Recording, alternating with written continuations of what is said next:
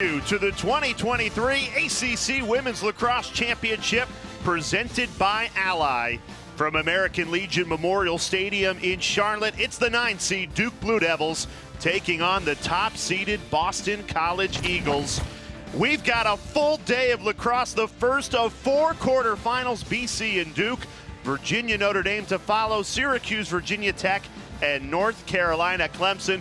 What is better than this? Alongside the Hall of Famer, she and Stanwick Birch, I'm Jay Alter. Will be joined by Dana Boyle on the field in just a moment. She and 8 teams enter with a dream to win the ACC. Only one will be crowned champion. And it's going to be hard to tell who's going to be that one. This is one of the most competitive fields we've seen in the ACC over the last few years, and we've already been treated to some surprises towards the end of the regular season when Syracuse, who was undefeated all season long, they were taken down by Boston College. Syracuse dominated offensively for the majority of this game. They were completely in control, really just scoring almost at will, but BC was not going to give up. They seemed to be peaking at the right time. They scored 7 fourth-quarter goals and finally took the lead in the final minutes of that game and rightfully deserved the #1 seed in this tournament. That McKenna Davis goal, the difference. Acacia Walker's team seemingly always peaking at the right time.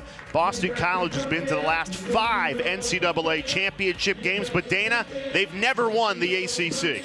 And in true Acacia Walker form, she said, we've actually never been good enough to win the ACC championship. Obviously, the goal is to win a national championship. They've checked that off the list, but they want that ACC championship. The only ACC championship that belongs to Boston College is held by the 2007 men's soccer team. So what did Acacia Walker do? She brought that trophy to practice all week long. It sat on a table. The players had to walk around it to get to the practice field. They could look at it, but they couldn't touch it. They want that ACC championship. They've got to start with Duke. It's going to be a long week for Boston College. Boston College comes in the heavy favorite in this game. And the tournament, as you said, Sheen, very wide open. If Duke is going to spoil the party, and it's been a disappointing regular season for Kirsten Kibble's Blue Devils team, just a 1-8 regular season record in the ACC.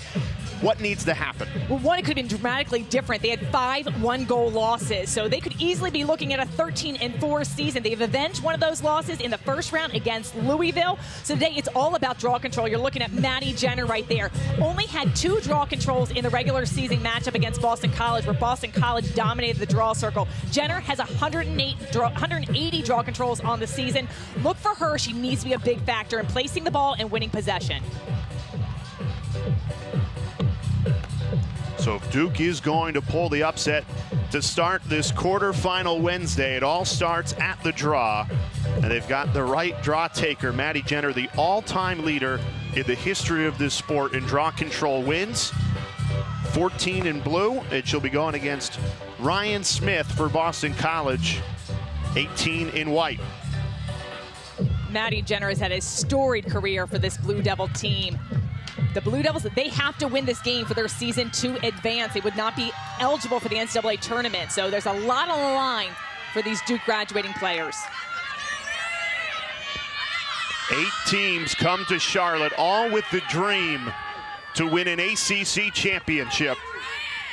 And we are underway in what should be a wild Wednesday quarterfinal.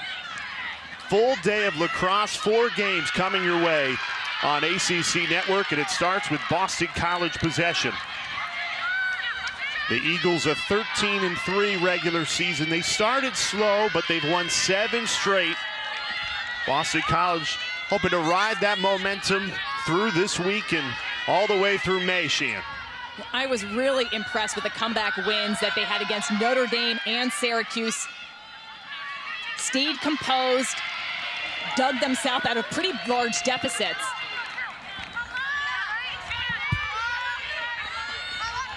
What do you think's changed to lead to this 7-game win streak? You know, when you talk to Acacia Walker, she'll often say, every year we have lulls. We have periods in our season where we're not playing our best lacrosse. I think after that Denver loss, things have clicked. They've just kind of put things together. Spinning the hands free. What a start for Boston College. Jenn Medjid delivers.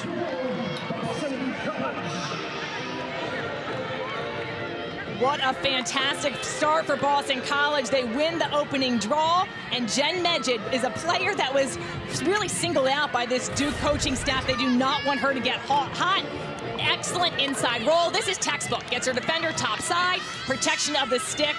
Jenn Medjid is one of the best shooters in the game, and what sets her apart is her patience. Throws in the fakes that she needs. Great precision.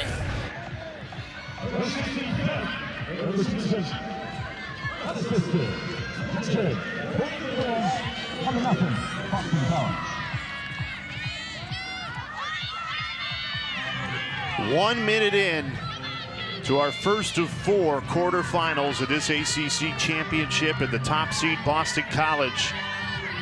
An opening goal, Jenn Medjid, beautiful spin.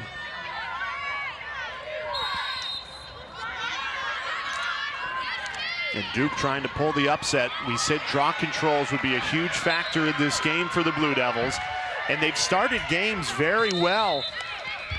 Both against Louisville and North Carolina. They got up on the Tar Heels 5-1 in the regular season finale. They've yet to touch the ball so far in this game. Cassidy Weeks, number 12, was able to secure both of those possessions. Weeks gets it here, just missed it wide. Cassidy Weeks, one of 5 Eagles named to the All-ACC first team yesterday.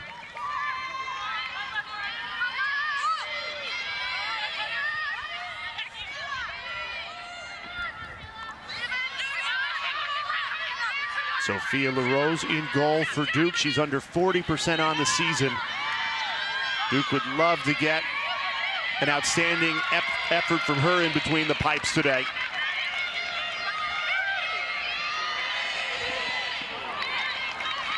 Duke trying to dig out the rebound. It'll stay Boston College ball.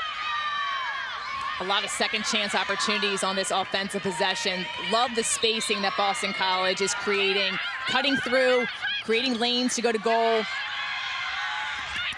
Now Duke's had to defend for the first 2.5 minutes of this game.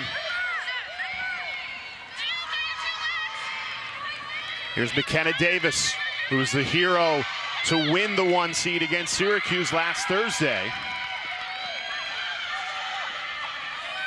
Risky pass finds Belle Smith, who draws the contact. Shot clock was at 1. Yeah, it was 1 down. I was actually surprised they didn't opt to throw that ball into the corner. Officials are going to discuss this foul. We'll see if they put some time back.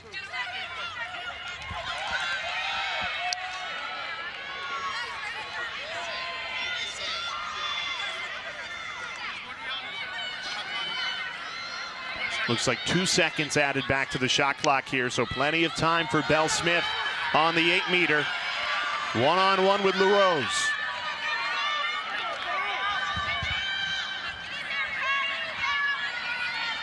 Belle Smith now in her junior season. She has started since she was a freshman, basically since she walked onto campus for the Eagles.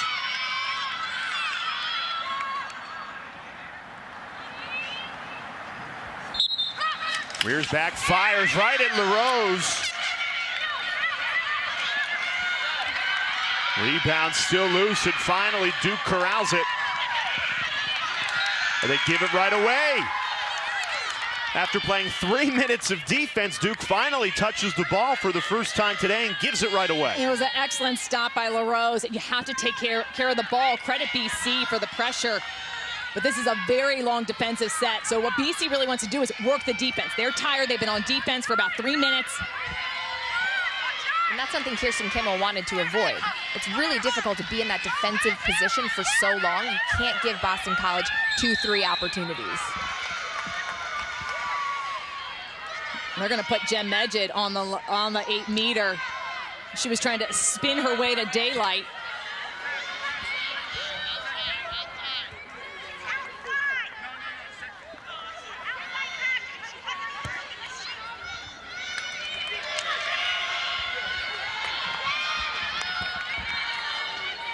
Not a great angle for Medjid, but she's so good at creating her own.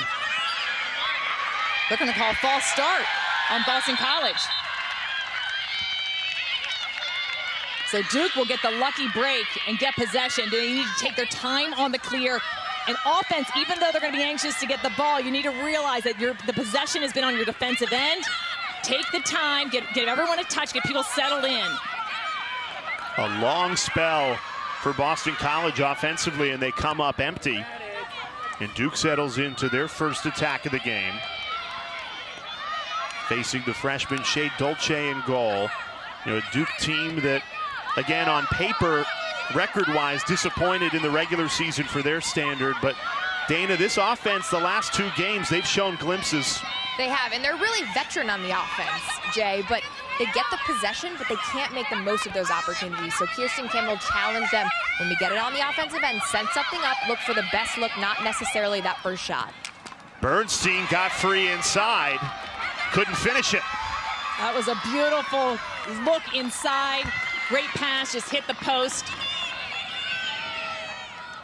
And when you're trying to upset the #1 seed in this tournament, those are the ones you feel like you have to finish. And because she was wide open, an excellent pass in the inside, and you do want to cash it in.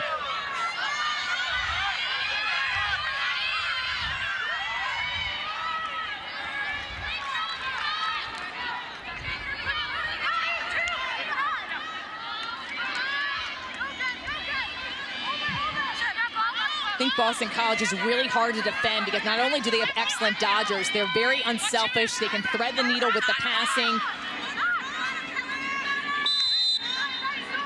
We see a shooting space violation.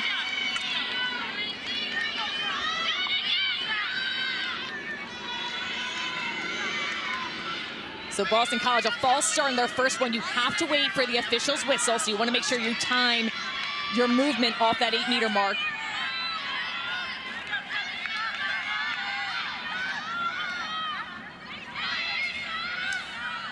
Andrea Reynolds from straight away. LaRose, you can see off her line at the top of the circle.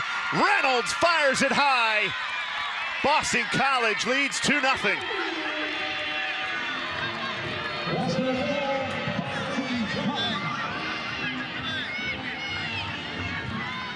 Boston College has dominated possession. Reynolds gets her 7th goal this season, but it started with the missed opportunity down on the Duke end. This one just goes right off the crossbar, and Boston College is able to take it downfield. Watch this shot from Reynolds. Sophia LaRose is super high out in the crease. She gets really up close to that crease line. A lot of times goalies will sink back closer to the goal line, but she puts herself a few feet above that, and Reynolds is able to see the space. Reynolds has really come on strong this year. Huge help getting the draw control wins.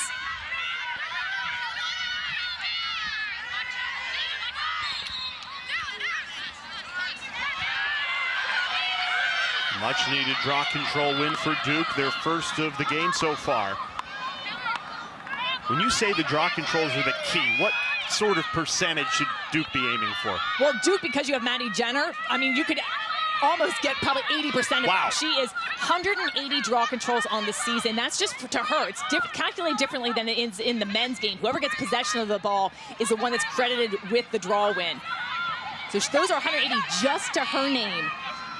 But really, in this game, I mean, BC dominated 20 draw controls to 9 of Duke's in the regular season. So you want to be above 50%. Jenner has it here in attack mode. And not only does she have the most draws in the history of this sport over her career, but she stays on and is a potent attacker for this Blue Devils team as well. And she's playing to keep her college career alive. With a loss, Duke's season would end. They'd be below 500, so ineligible to qualify for the NCAA tournament. Great feed, the finish terrific. Katie Keller, exactly what Duke needed. That's a goal for Duke. And you can see why possession matters so much. You secure the possession on the draw control. It gives you possession on your offensive end. Great assisting play. Keller, the junior, get her 16th goal this season. This is just a heads-up play. The double team comes. Keller is already cutting through, so you need to be anticipating what's happening out there. When you see the double team going and your defender's on your backside, cut through, great target, and an excellent finish. She's really stepped up, Sheehan, in my opinion, the last few games with Katie DeSimone not feeling herself. It's been fun to see her explode and get those cuts and really take advantage of the Boston College holes in that defense.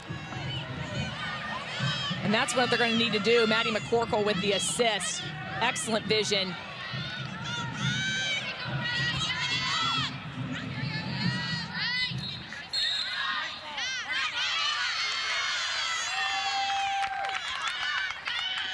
I think they're going to say that Duke went early, so Boston College is going to get possession of that draw. If they can't tell who did the infraction, it would be alternating possession back and forth. Here's Sydney Scales, the defender, going to goal. It scores! The junior defender, who's an all-ACC first-teamer for defense, puts it in the back of the net. She's definitely not on Duke's scouting report of who to watch out for on the scoring. Sydney Scales gets her first goal of the season. She's only taken one other shot this year. And look behind you. She's seeing, is anyone behind me? Is anyone coming? The switch to the hands, the placement of the shot. It is a huge boost when a defender scores or someone that's not usually scoring. Love the presence of mind. She's just not going to run through the traffic. She dodges to the open space. What did Acacia Walker call her? She in a backyard baller? Well, she's living up to her name with that goal. I love when defenders score. Usually we're rooting for Sydney Scales with her awesome defensive plays, getting the ground balls in the defensive end. Big score, 3 different goal scorers for Boston College. And an instant answer. Just 26 seconds after Duke gets their first goal of the game, Sydney Scales, an immediate answer. Now Maddie Jenner being told to sub out of the draw control circle here.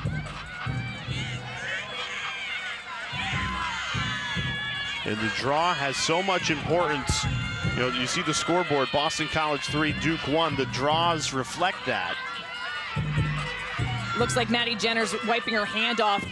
Oftentimes, if you're sent out of the draw circle, you have blood on you. So getting that cleaned up, and another false start. Boston College's ball once again. If a team has won the draw, they've scored the goal so far in this game. They're going to call shooting space call on that. It looked like good defense from our angle. If you're within a stick's length, you're not supposed to be whistled for shooting space, but it is a safety call if a defensive player is in that path to goal and somebody's got the opportunity to shoot. Great angle for the lefty, McKenna Davis. The windup goes low. LaRose there to meet it.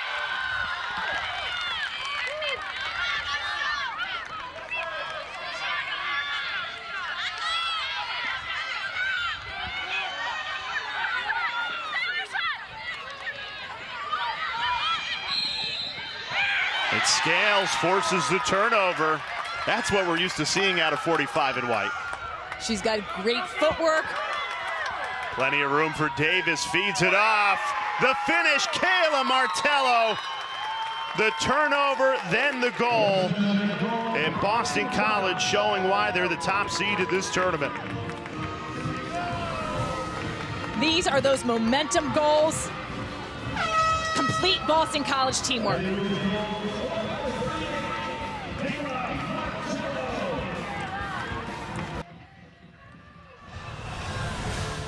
Just getting started in Charlotte, home of the 2023 ACC Women's Lacrosse Championship. Sheehan Stanwick Birch, Jay Alter with you. Dana Boyle down on the sideline. Duke a 4-goal lead early, or 4-1 goal lead early. And Sheehan, you look why. The Eagles, 5 first-team All-ACC players. You know, and they've all made an impact in this game so far.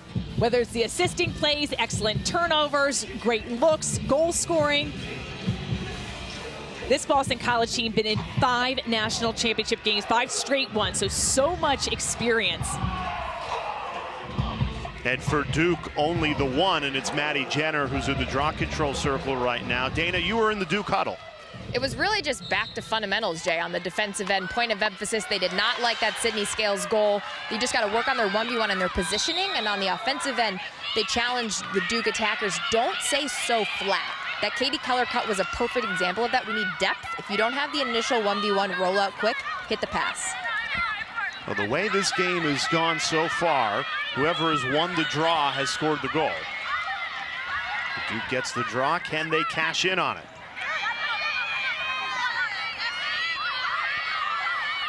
Here's Lexi Schmaltz.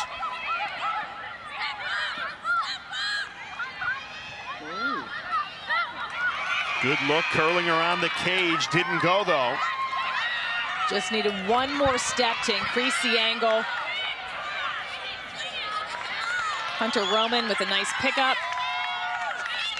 And Shea Dolce on the clear. How about the freshman goalie comes in, and you got Rachel Hall, the starting goalkeeper, who's won you a national championship back in 2021. But Acacia Walker told us we just had no choice. Dolce, so proven, even though she's a freshman, and she's come in. Boston College goes on that 7-game winning streak. It's paying dividends. It really is. Rachel Hall started those first 7 games. Dolce's gotten to start the last 9. She was the #1 recruited goalie in that freshman class. And I love when we talked to Acacia Walker about, you have 2 really strong goalies. How do you manage that? She said, we are completely transparent. There's no mind games. Rachel Hall has been such an excellent cheerleader, helping in any moment she could have to go into the game. So really supportive of both keepers.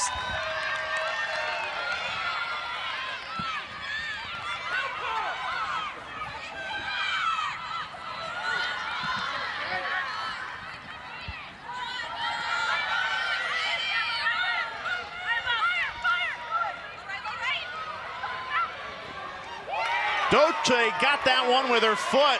Second save. Great positioning to keep that goal out.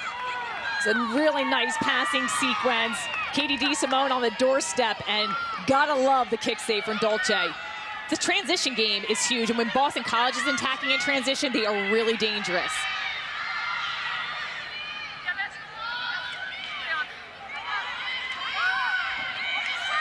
Medjid had Belle Smith on the doorstep, couldn't control it. And Duke, they're stringing together stops now. They're just failing to capitalize on the offensive end.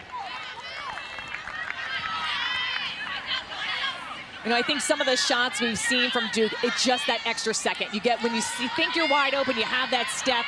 You want to make sure that where are you shooting? Look where you're shooting in cage. Make sure you're shooting to score, not just to release the shot.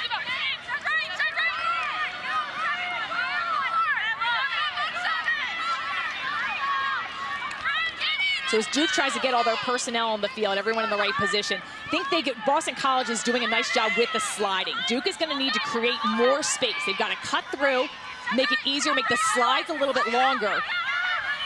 This is Katie Keller. She's got the lone goal for the Blue Devils today. Feed in front. DeBellis fires it home. She, and you just mentioned it, great passing, just weren't getting the finish that time. Caroline DeBellis gets it exactly right. The senior puts herself in the right place. What was more impressive to me is her catch on this. She's able to get her 5th straight game with her goal, 20th goal this season. Watch on the inside. DeBellis is able to handle that possession. There are 3 Boston College players surrounding her. Excellent, creating room for herself, catches the ball in traffic, is able to cradle into the open space, and shoots to the wide open net. This is the 25 Charlie Burns team. To DeBellis, 20th of the season. In speaking with Duke head coach Kirsten Kimmel yesterday, a positive of playing in that 8-9 game, because Duke had to win their way into the quarterfinal. They went on the road and beat Louisville, is now the team has played 60 minutes with their backs against the wall, knowing that if you lose this game, your season ends, and they can bring that mentality into this game against Boston College today. Well, I think it's so important and not something that you want to shy away from.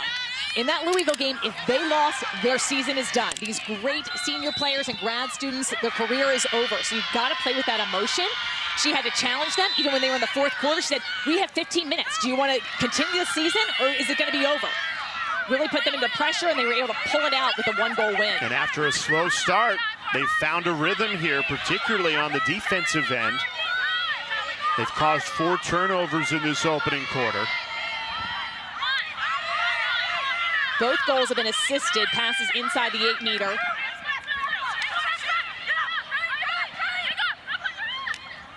DeSimone trying to draw shooting space, muscling her way in and lost the ball. They're going to call a no call on that play.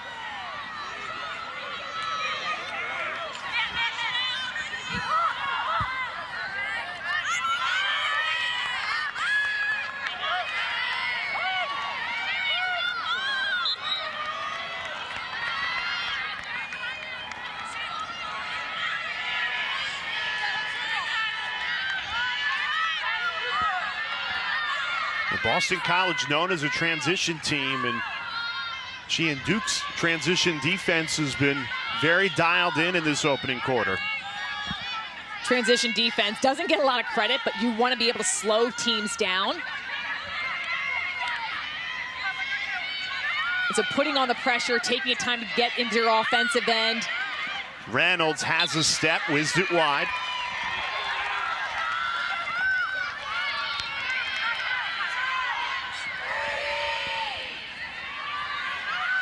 Medjid trying to get her hands free, double team, drives through it, lost the handle.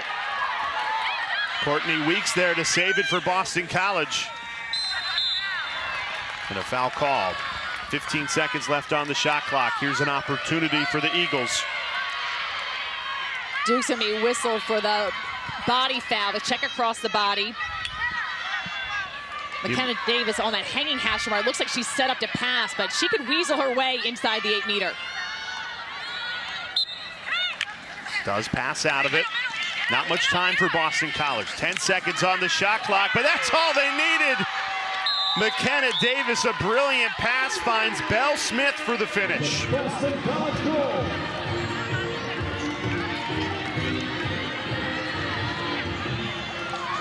One of Belle Smith's many strengths is her ability to cut to the inside. She knows how to backdoor her defender. She knows when she's wide open. And Davis has just such excellent vision. Belle Smith with the catch inside and her shooting. Watch where she places this shot. She gets it, she moves to the right-hand side. She fires it all the way across to that left-hand post. Beautiful pass and even prettier finish.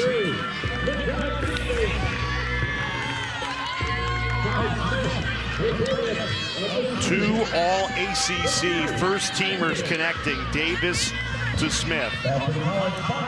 40th goal of the season for Belle Smith. You know, the one thing that Acacia Walker's told us this year for Belle Smith is when you're a freshman and a sophomore, you just have to worry about playing lacrosse. Now as an upperclassman, you have to worry about leadership, setting the tone for those younger players, and she's done that brilliantly. She really has emerged that leadership role, and I'd say that even as a freshman, people were looking up to her. Acacia Walker saying even when she was an 8th grader, she remembers her coming to camp and everyone was just in awe of the way she played, the way she got hyped up her teammates, just the energy she brings. Well, to think about that, any junior for Boston College was a freshman on that national championship team, so you have that championship pedigree part of this program. I'm pretty sure she was running film sessions too as a freshman at Boston College. Yeah, Belle Smith, just really since she stepped foot onto campus, has been a leader for this BC team. Now trying to win their first ACC championship in school history. And think about that, a program that's won the national title but has never won their conference. And the coaching staff has been very clear about that. We have never been good enough to win. And just putting that carrot in front of them to win this ACC tournament. Off to a strong start. 5-2 lead with 45 seconds remaining in this opening quarter. The first of 4 quarterfinals here in Charlotte.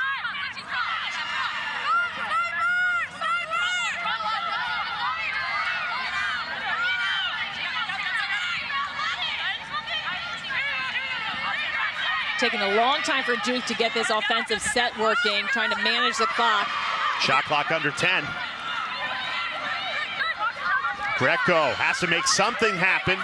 Curling around the cage, 2 seconds on the shot clock, and they got a great look as the shot clock expired, but missed it.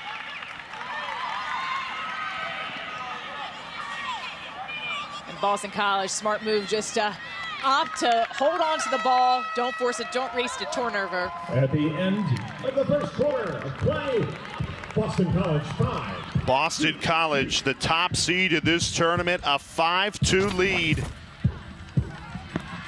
Got a hot start and a 3-goal advantage as we're just getting started. A full day of lacrosse.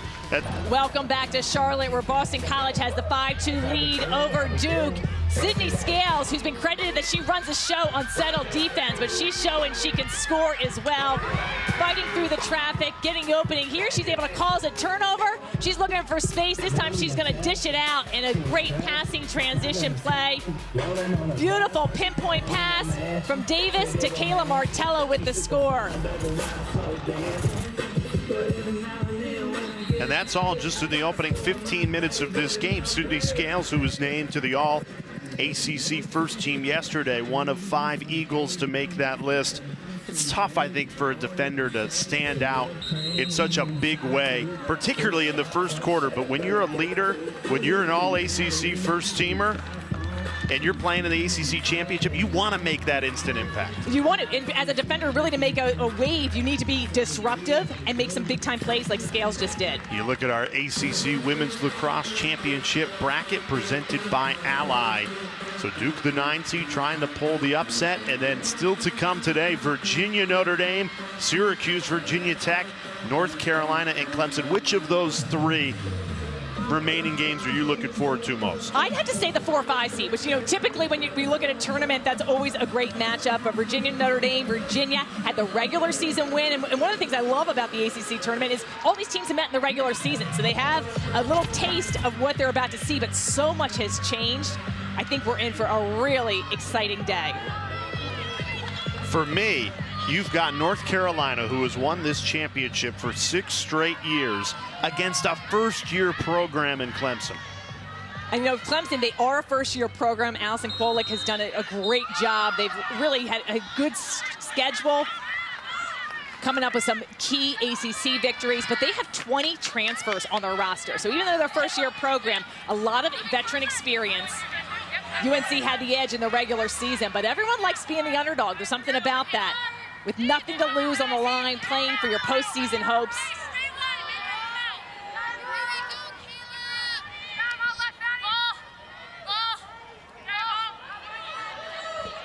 Boston College has found a second gear offensively. They started this game just 1 of 5 shooting, since 4 of 6, but they lost the ball. Duke an opportunity in transition, tried to pick out DeSimone. And now Greco will have to settle it down for the Blue Devils.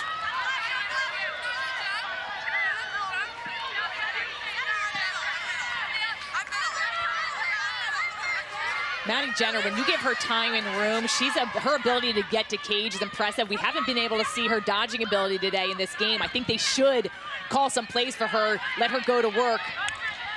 Especially from up top, she had so much success with that in that UNC game. It was great to see. It's so hard to match her speed because her legs are so long, so you can't catch up to her defensively when she starts at the 15. And so powerful, really utilizes that stick and her height. And I really think she's got that drive. The last couple games, you mentioned that UNC game, she's played extremely well.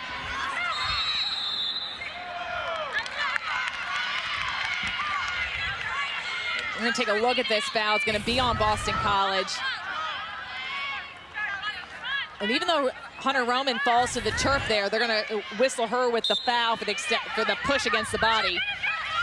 Here's Jenner working against Sydney Scales. We've highlighted the top defender for Boston College. She's all over Jenner here. Already has caused a turnover in this game and scored a goal.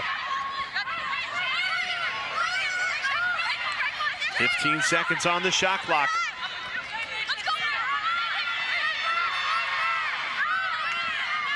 Schmaltz with 7 down the right alley.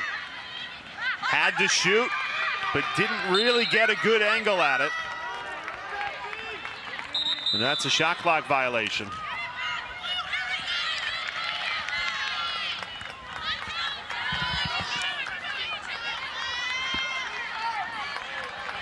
Just feels like Duke cannot find a rhythm offensively, which has plagued them really all season long. Well, I think a lot of it comes down to the spacing. Boston College is sending the double teams at times. Duke not able to find the open person, and the dodging lanes are really not there. We've seen 2 of their goals have been assisted plays, so they've been able to read the cutters and get the feeds inside. I think they need to clear out more, make it easier to go to goal. Still can work and look for the feed, but start with the dodge.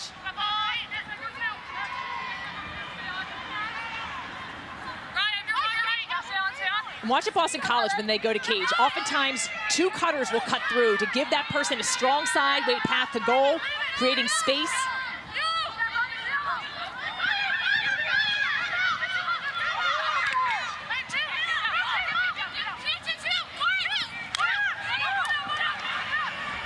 What a check. Another pickup. Every time the ball hits a turf, it seems to land back in Boston College sticks. Shot clock does not reset. 25 on the timer. Here's Jenn Medjid. Scored the first goal of this game. And notches her second. Jenn Medjid. Oh, she's so crafty. Makes it 6-2 Eagles. That goal is technically unassisted for Jenn Medjid, but you got to give the assist for the remaining 6 players on offense. They give Medjid the room that she can work. She does a little stutter step. She works hard to get her hands free, and that's all about the off-ball players creating space for her. Look at her just work her one-on-one matchup. She's able to get that separation with the change in speed. A little bit of hesitation, and then she explodes forward. And once again, her precise shooting on display. Yeah, the change of speeds on full display from Jenn Medjid. We often talk about the speed, the growth of the athleticism in this game, and that is all there. These are amazing athletes out there. However, not everyone can be the fastest player in the field. So for all those young players out there that may not be winning the 40-yard dash or whatever you're trying to work on, you can beat your defender with change of speed. Your defender doesn't know when you're going to start and stop. So if your ability to slow down, stop, start back up, you can get somebody off balance. And that's some of the things that these best offensive players and really even defensive players on the clear do. That's a way that you can make yourself effective. You know, for much of Medjid's career, she was in the shadow of Charlotte North. And Charlotte's going to be part of our crew later today, part of the ACC championship here in Charlotte. But now I feel like she's really emerged as she's always been a scorer, but individual efforts, not just needing the feed. She can create her own goal, if that makes sense. Yep, she creates her own offense. And then she's also still one of the best finishers on the inside if you throw the ball in. So that's what you want to be a dual threat, that you can catch the ball inside, but you've got to have people that can throw the ball to you. So you also want to be able to initiate your own plays.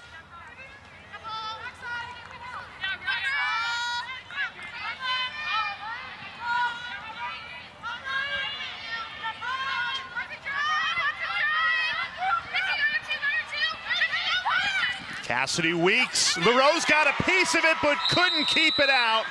Cassidy Weeks put just enough on it, and it's back-to-back Boston College goals. At any moment, different players on this Boston College team step up. The spacing here is so key.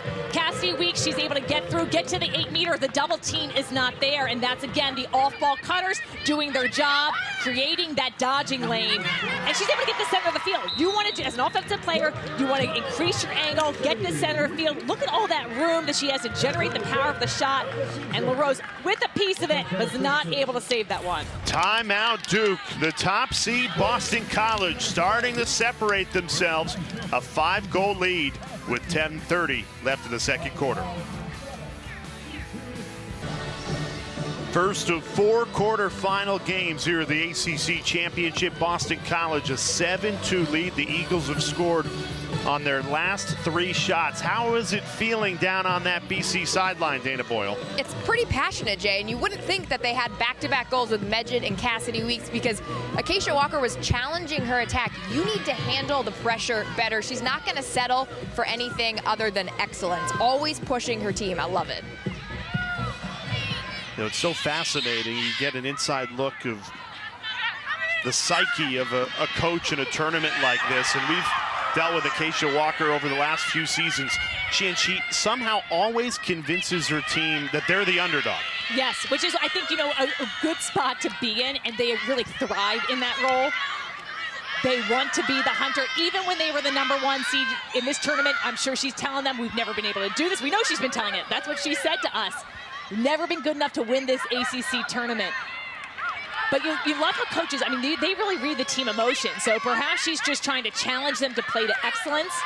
There's sometimes when you need to push, there's sometimes when you need to hold back as a coach, and it's a fine line of really working that, and she's one of the masterminds in this game.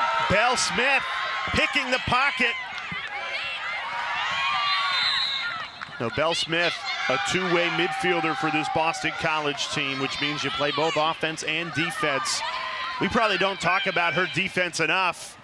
And the turnover almost led to a goal. Great save. Sophia LaRose to the rescue, and Duke really needed that. A big stop, and she's able to control that ball inside her crease area. You can see her motioning to calm the team down. This is a really long clear.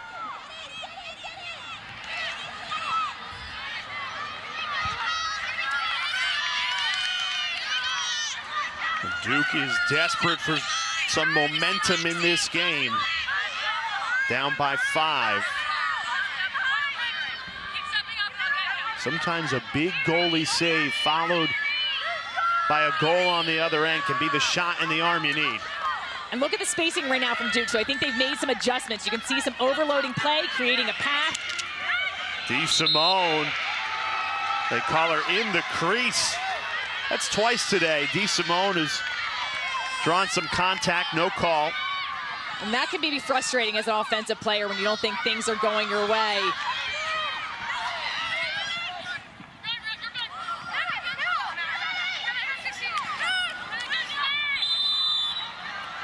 An aggressive check, and they're going to call a push on Duke, like the aggressive there of Cubby Biscardi.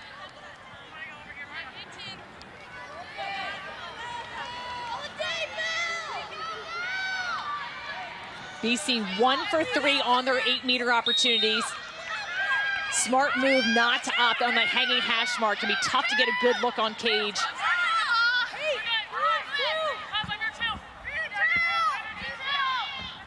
Risky pass, but it pays off. Here's McKenna Davis. Somehow squeezed it home. The lefty, all ACC first teamer, shows why. I think they might be looking at a replay of that goal. You can see the Duke defender saying that she was inside the crease area. We'll take a look at that. McKenna Davis is so impressive on so many levels. Not only her vision, but she's been able to open up even more of her feeding abilities by showing she's a threat to go to cage.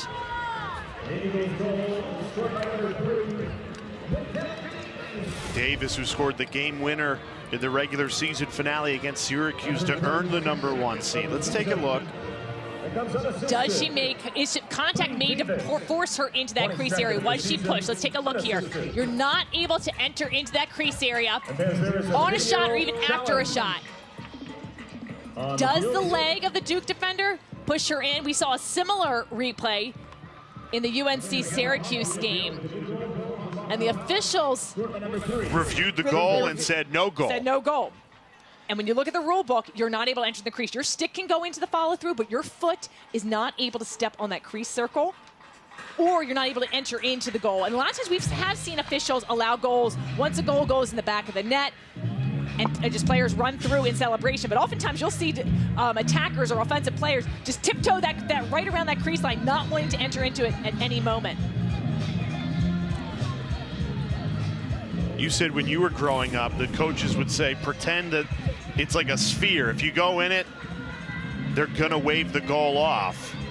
So even though the ball's at the back of the net, you can't enter even after that. No, and I mean, similar to the men's have had similar rules with the crease dive. And again, this is about, essentially protection. So that left foot, though, is on. The left line. Now, if she was pushed into the crease, the goal would stand. However, I don't think you can tell necessarily if that's her own momentum throwing her in there. If the officials are gonna call this like we saw in that UNC Syracuse it'd be no goal. It'd be no goal. Yeah. So yeah, growing up, the coaches, when you were young and your stick wasn't allowed to go into the crease, they'd say, imagine it's like a brick wall. Cannot enter into that. So really the question is there a push? Is there a push? So that's what the release of the shot. She's outside the crease. Her foot's still out. Her foot's on. And then she obviously falls into the crease. Cubby Biscardi does come in. Is there enough contact to consider that a push? I mean, if I'm reviewing it, they call the goal on the field. Now, it's not like the NFL, and this is an experimental rule, so there's not a lot of, instances where we've seen this happen throughout games. Maybe Dana's looming right around there. Maybe she can get some insight of what's happening. It's a goal. Goal stands. Goal stands. So that is the opposite of what we saw in the Syracuse, North Carolina game, which is funny because when we were reviewing that Megan Tyrell goal, we both said that should stand. Common sense should kind of enter the equation and say, well, she was pushed. And it was hard. Now that we are not exactly sure what angles that the officials wanted to be looking at when they were reviewing the goal, and they can call up different looks that they want to be seeing. So count the goal for McKenna Davis. 3 goals in 3 minutes for Boston College to extend their lead to 6. And that review is an experimental rule this year. Not all teams have used it. Not all conferences have used it. ACC is one of those conferences that have opted to use it when available. We've seen different games, though, when different schools have opted, either the facilities aren't set up for it properly yet. So we've seen it in a few instances, not a ton. What do you think of it, Sheehan? I like it. It depends. I mean, I think we're still learning. Right now, you just can use the replay for the clock, for differences in the clock, if you need to reset it and try to figure out how much time is allowed, and if it's a goal, no goal. And I think it's been okay. I mean, I've definitely seen games where I wish they would have had replay because it was clear by the review where we've seen that ball actually didn't cross the line or different things. But in instances that we've seen in the last few weeks, we've seen some additional information when we've slowed it down, whether that's an additional foul or some ways it would be called, and those fouls are not reviewable. Now that count the goal, shooting space was called as the shot was being released. Simultaneous whistle, so that's a good goal for Duke. And a much needed response there. That's the rule, the simultaneous whistle. So if a whistle is blown at the same time as the shot is released and the shot goes in, that goal stands. Caroline DeBellis, the senior, she just steps this, gets time and room. Look at that bouncer, the placement of the shot. It's high in the crease area. DeBellis with her second goal on the day. We're just going through the rule book right now. Simultaneous whistle, reviews. And Maddie Jenner earns the assist there. We'll head right back to the draw control circle. And that simultaneous whistle has its fans and detractors. If you are a goalie or a defensive player, you hate it because you hear the whistle and part of you stops. Even though you're told to play through the whistle, it just causes you to hesitate sometimes. What a draw control win for Maddie Jenner. Well, that is why she's won more draws than any other player in the history of the sport. She's won 3 in a row right now, trying to bring her team back in this quarterfinal matchup. Been so successful. Kirsten Kimmel's told us in the past, people throw everything at her. They are physical with her. They put so many bodies on her, double team, triple team her. Trying to get her not to win possession. She's still able to have success. Simone called for it, didn't get a great angle. Duke gets the rebound and can reset with a fresh shot clock, though.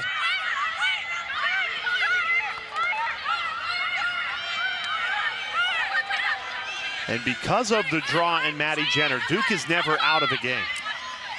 You take it back to the circle, no matter who scores, you're able to try to get position again. And if Duke's able to string some goals together, they essentially can try to do make it, take it. BC had Duke's number in the earlier season matchup. Right now they do have the advantage, 7-6 in draw controls this game. Risky pass trying to find Jenner. That's a turnover. And that's a handle I thought that she was going to be able to control. She's made a career of going up high and pointing that ball and bringing it in. That one just a little too high, inches away.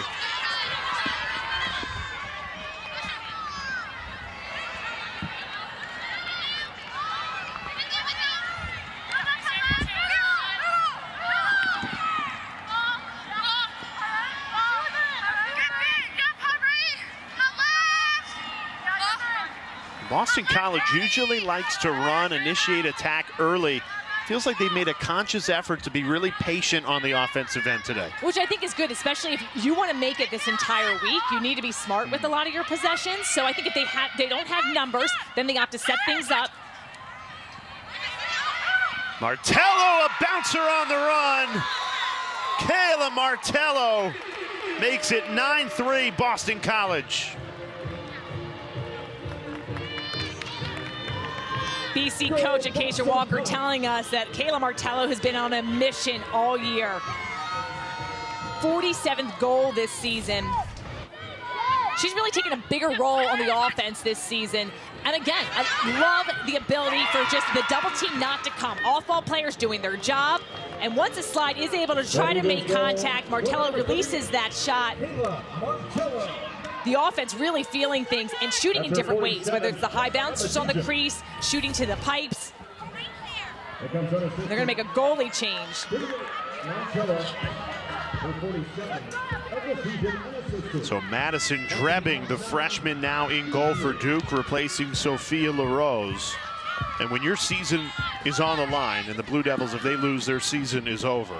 You're going to try everything. Yeah, and oftentimes the switching of the goalies we've seen in multiple games could just be for a few minutes. Give the goalie a break to seize the game from the sidelines, have your defense reset. Now, Madison Drebbing has had a lot of game experience this year. Sophia LaRose has been battling a medical condition this season, so has not been available for all the games or for all the moments, but she is who they'd like to have in the game. Duke has won 4 straight draw controls, but they've failed to capitalize on all that possession. Whereas Boston College has been extremely efficient, 9 of 16 shooting, 7 different goal scorers. When you see those multitude of goal scorers, that's what makes a team dangerous. The depth.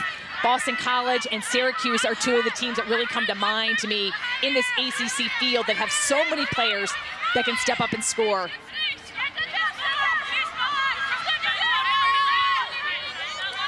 Katie Keller lost her footing, poked away.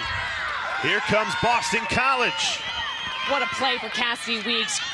Good defensive footwork, excellent checking, and then the ability to get the ground ball and transition downfield. Another one of those two-way midfielders for Boston College, who Acacia Walker-Weinstein says doesn't get nearly enough credit.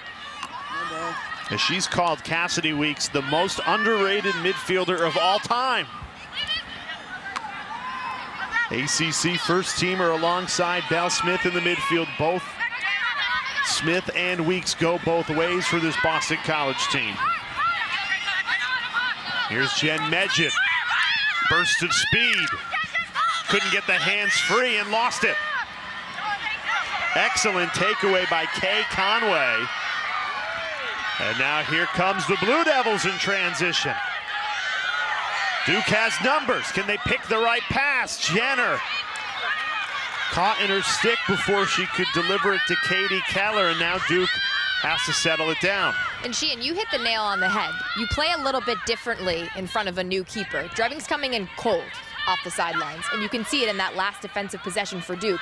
A little bit more pep in their step. Well, you gotta have inspiration. You want to give your goalie the best chance to succeed. So as you said, when they come in cold, you gotta play a little bit more aggressively, smarter. Don't want to have them face an 8 meter the first play down on the field either. So I think it can oftentimes give the defense a spark. And Kate Conway, that was a beautiful sequence defensive play, coming up with the turnover and legging it downfield.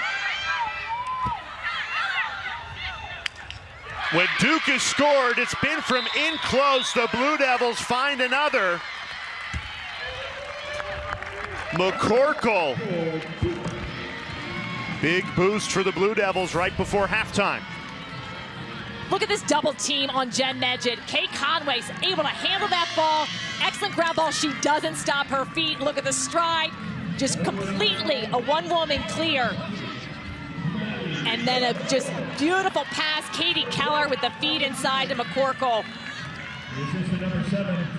Those are one of those momentum goals. Look at the deception of the shot also. McCorkle just has that little wrist movement that's able to fire it to the top corner. 5-goal differential here. McCorkle gets her 12th goal this season. 1 goal and 1 assist today for the junior, Maddie McCorkle.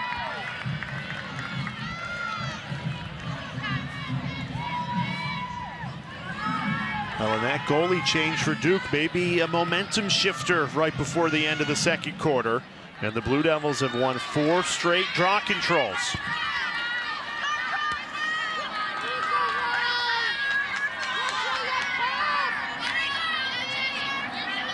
It's a great look at the draw team right here. You've got the 2 players taking the draw, and then you have the 2 other sets of players that are the circle players. And that 3-person unit just has to work in a group, in a cohesive unit, really communicating of where to go, where to box out, and where to try to place the ball. Boston College is able to finally get possession of a draw control win.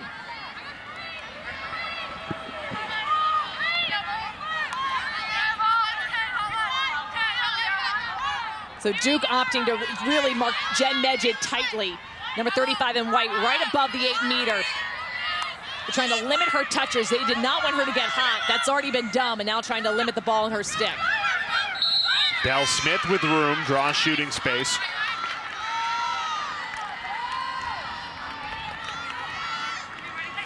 Smith coming off a 2-goal, 5-assist performance against Syracuse. Really impressed with her distributing ability in that Syracuse win.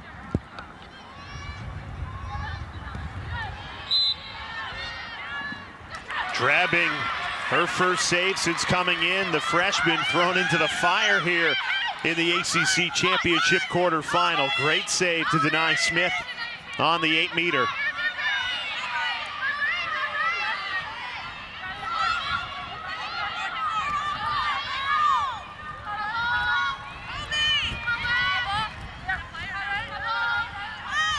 Left-hand side of your screen, you can see Jenn Medjid being tightly marked up. You can use that as your advantage as an offensive player. You can try to pick for other players.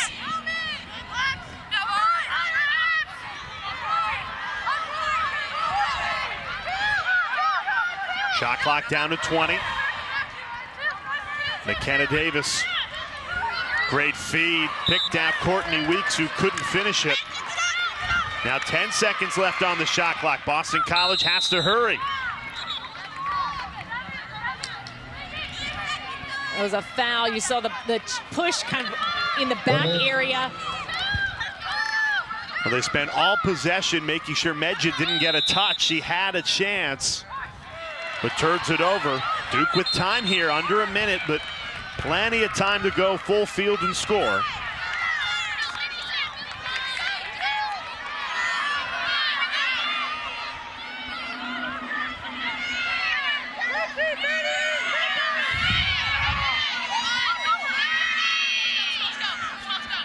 Under 30 seconds left in the half. Duke trying to make it a 4-goal game. Smart defensively for Boston College. They're putting pressure on the transition, also marking up the off-ball player, so it's not an easy pass.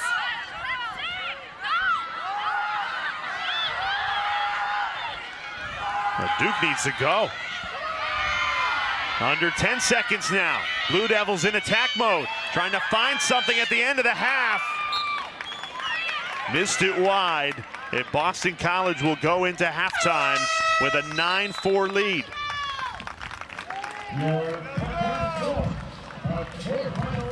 Duke just trying hard to find a rhythm offensively, haven't put all the pieces together. Boston College, just a bevy of different goal scorers. The Eagles, the top seed in this tournament, trying to win the ACC championship for the first time in school history. And through the opening 30 minutes, a strong start, 9-4 lead.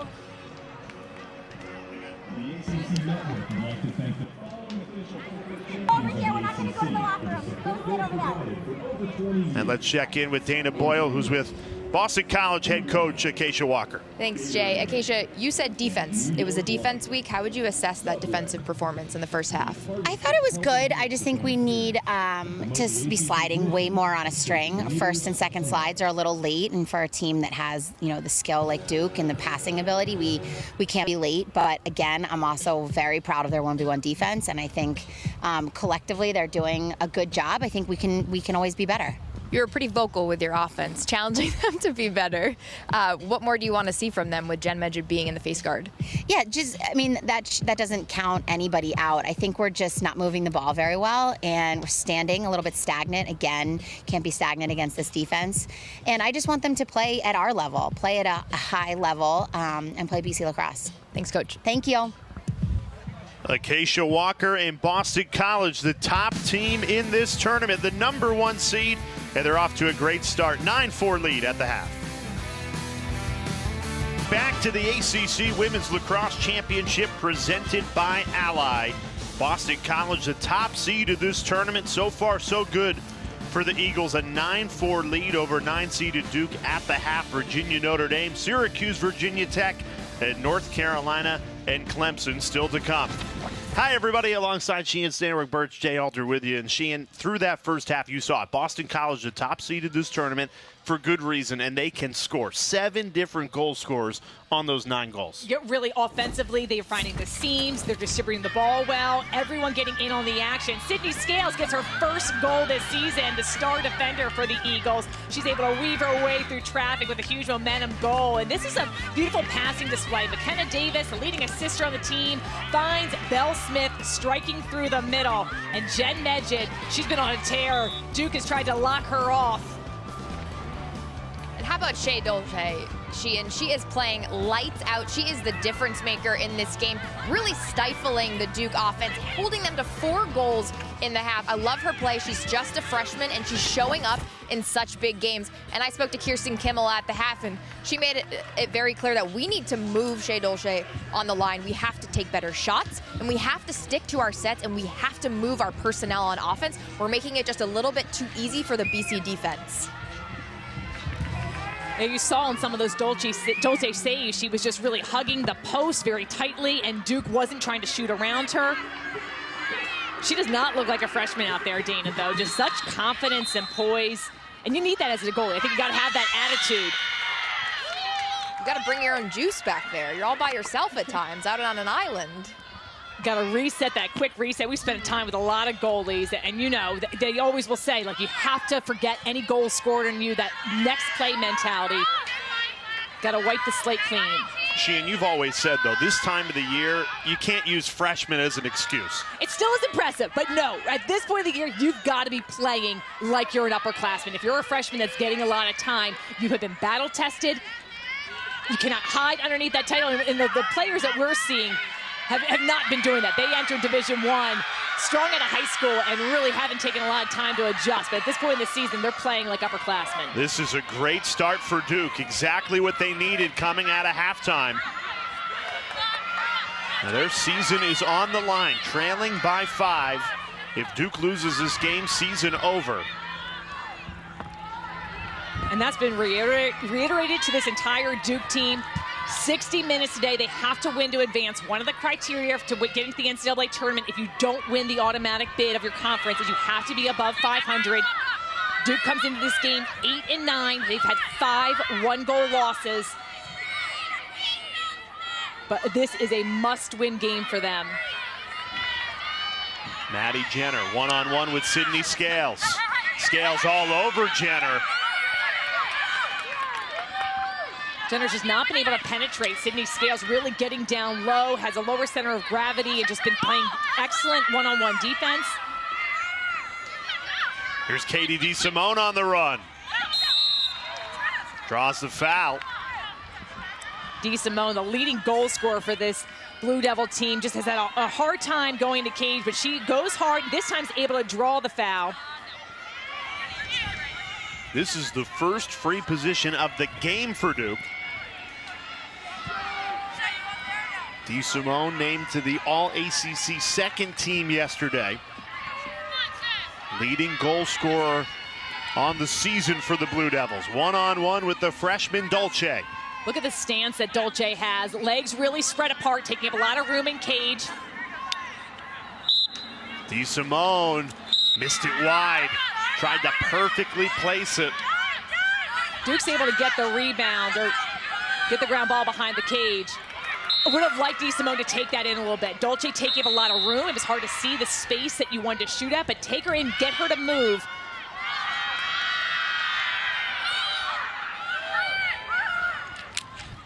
Dolce there to read it up high. And the outlet pass, plenty of room to run for Sydney Scales.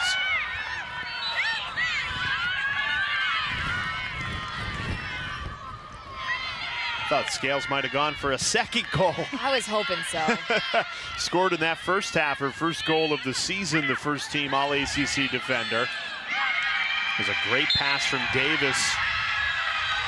Thought that would have been an easy goal, one of those quick stick finishes, but Ryan Smith couldn't quite put it home. And I don't think she was ready for it, but when you have a feeder like McKenna Davis, anytime the ball's in her stick, if you're an off-ball player, you have to be ready for it. She will throw that ball if she sees a sliver of space. So gotta be ready to be able to take one of her passes.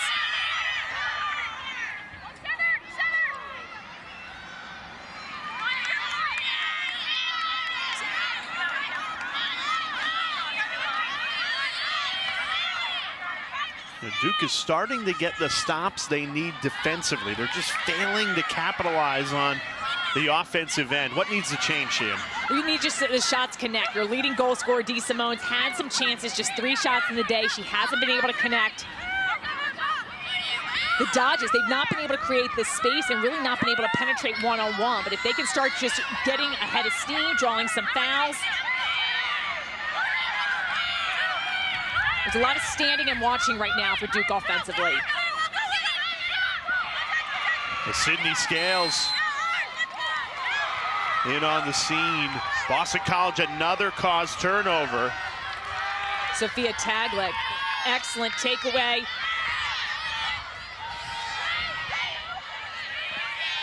And Hunter Roman clears it for the Eagles, although couldn't quite get, we have a whistle. And I think it's going to be a yellow card. I think it was a check to the head. We're going to see a yellow card issued against Boston College.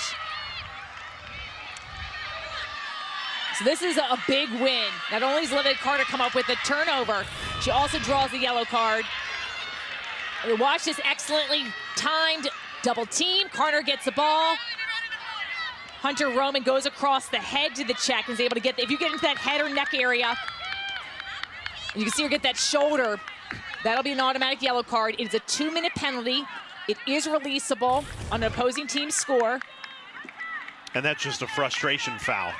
And you just want, lose the ball. You want to get the ball right back. It wasn't like she meant it. She's obviously going for the stick, but if you make contact, it's all about safety with the head or neck area.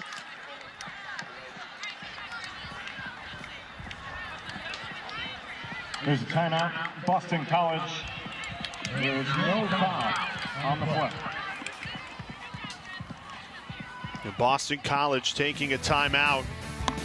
Top-seeded Eagles, a 5-goal lead. Duke trying to battle back, keep their season alive. Duke head coach Kirsten Kimmel is livid because while we were away, Boston College was awarded a timeout. So not only is there no yellow card, there's no turnover.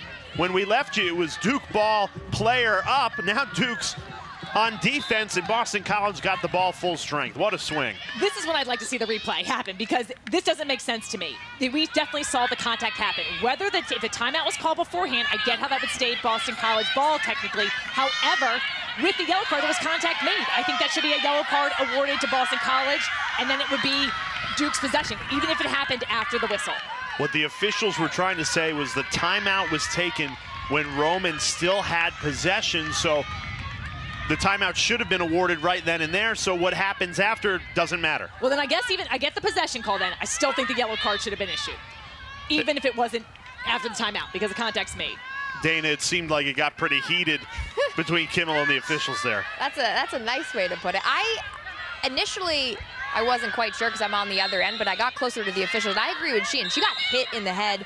So to Kirsten's Kimmel point, I think that should have been a yellow card. Instead, Duke ball, or BC ball, and for a Duke team that's down 5 goals, what a swing that would have been to be a player up with possession.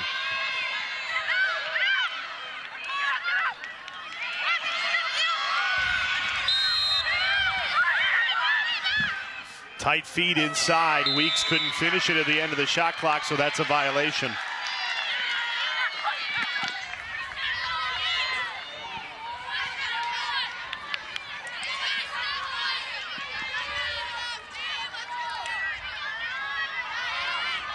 Boston College has scored just 1 goal in the last 14 minutes.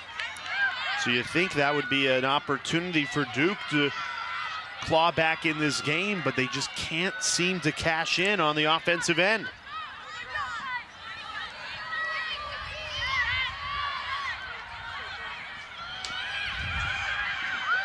And Boston College has been a second-half team all year. Sheehan's mentioned the recent comebacks against Notre Dame and Syracuse. They are plus 54 on the season in the second half. Duke, on the other hand, a score differential of -3. Shea Baker, what an excellent interception, transition downfield. Another freshman, too. Eagles defensive coordinator Jen Kent loves the young Shea Baker. She told me yesterday, when we put her on the field, our whole defense changes. Well, that was an inspiring play. I mean, as a defense, it's hard to make those splashy plays. You come up with an interception, that just is like some real mojo. Fake behind the cage. Davis kept it, spins her way in, no angle. Couldn't squeeze it through Madison Drebbing.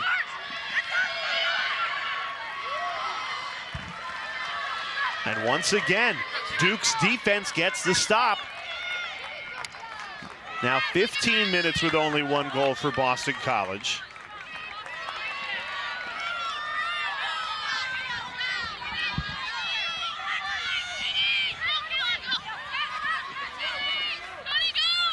Now Duke's offense has only produced 4 goals all game. They're going to need 5 to tie.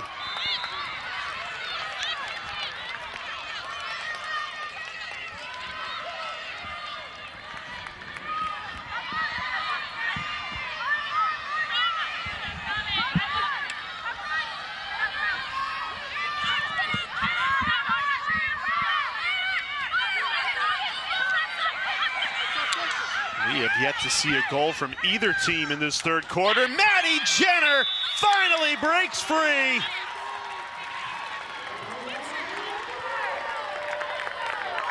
Finally, midway into this third quarter, Duke is able to strike. Maddie Jenner, the senior, she's coming off a 3-goal performance against Louisville. And this was an end-to-end effort for Duke. McKenna Davis for Boston College gets to the inside, but Madison Drebbing's able to hold strong. They run out the ball to get possession on that shot. And this is the feed inside they need. Jenner, she's able to just get control of the catch, and then she steps back just 1 step, which gives her a little bit of separation. Look at the size difference here. She's able to shoot completely over Belle Smith and gets herself a little bit room because she was getting handcuffed earlier in that first half and wasn't able to do much in the inside. And before the feed inside, Lexi Schmall took the drive, and that opened up and made the defense for Boston College shift, and that's what Duke has been missing offensively. You have to create movement. Got to create movement, and all of Duke's goals have been assisted. 5 goals, 5 assists. And another draw control win for Duke. The Blue Devils, if they're going to come back and shock Boston College, pulled this massive upset, trailing by 4 now, it's going to be because of Maddie Jenner, either at the draw or scoring goals. And since the goalie switch, Madison Drebbing coming in, Duke a 2-0 run. They have not allowed a goal, and it's allowed their offense to find time to battle back in this game. Is this the Maddie show for Duke? We've got the Emma Neg show for Syracuse. Jenner and Drebbing. On the restart, miscommunication there, and Duke lost it. Expertly timed double team. Double team is all about communication. You want to make sure you've got the right angles, that you're communicating, who's got body, who's got the stick.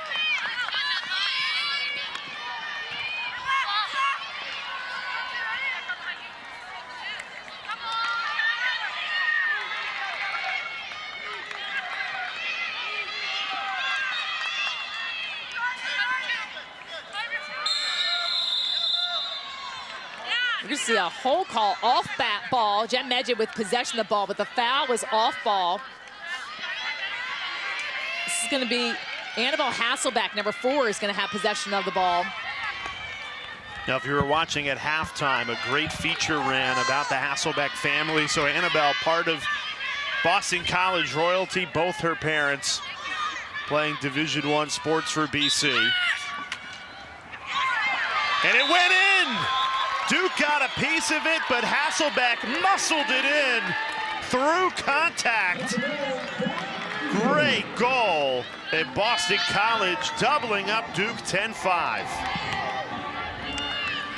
How do you generate enough power? Well, that was not by design, but you'll take it when it goes in. Off the 8-meter. Excellent extension of the stick.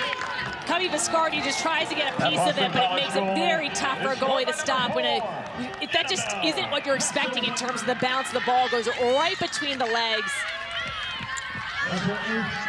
Credit Viscardi. Look at her extension of the arms, just trying to deflect the shot a bit. And she did. And she did. Unfortunately, that one goes in, but Boston College gets its 8th different goal scorer on the afternoon. Well, they count all the same, and Boston College back to a 5-goal advantage with 5:30 remaining in this third quarter.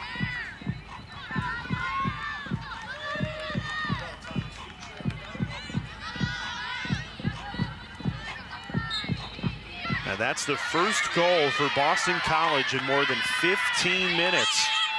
It's very rare you see this high-powered offense go so quiet for so long. Well, it's been a weird quarter also. Weird third quarter with both teams only having a goal.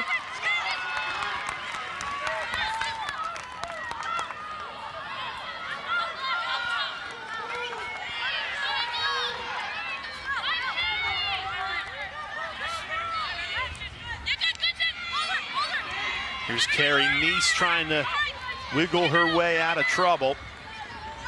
And now Greco.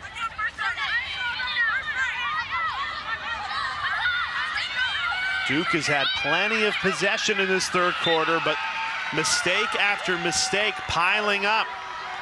That's an unfortunate error. A pass that is, 99 times out of 100 is caught, but that makes it the 11th turnover for Duke. It's costly possession as you're trying to climb back in this game. And we mentioned the draw control battle in the open. BC with the edge, 10 draw controls to Duke's 8. Does feel like Duke has had the opportunities there in front of them. They just haven't taken them. They've had some nice looks on cage, either just near misses or goalie saves. But Boston College has won the possession battle.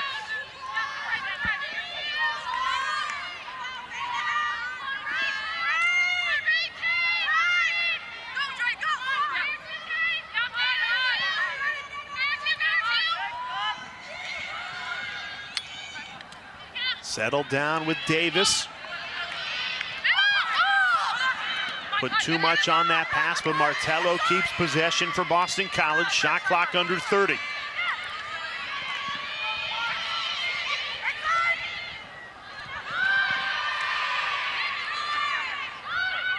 With Medjid being really taken out of this offense, being face guarded, it has been hard for Boston College to score, even though they're getting the touches, and Duke has definitely amped up the pressure. Look for this fight.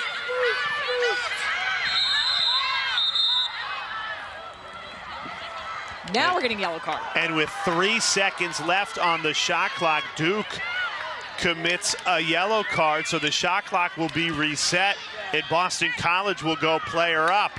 That is a backbreaker for the Blue Devils. Number 33, Missy Viscardi, will get the yellow card. So a 90-second shot clock, a full reset. Boston College gets possession. They'll be up a player for up to 2 minutes. This is the first yellow card of the game for either team.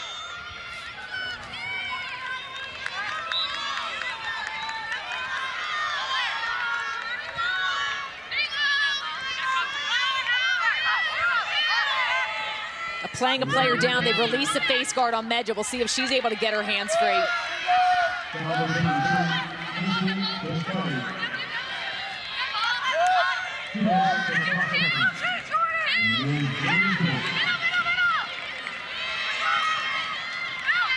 There's Belle Smith on the run, scores! Belle Smith cashes in on the player up, and BC leads by 6. Belle Smith just can skate through defenses. She makes it look so easy, is really graceful going through the pressure, handling her stick. Excellent swinging passes for Boston College.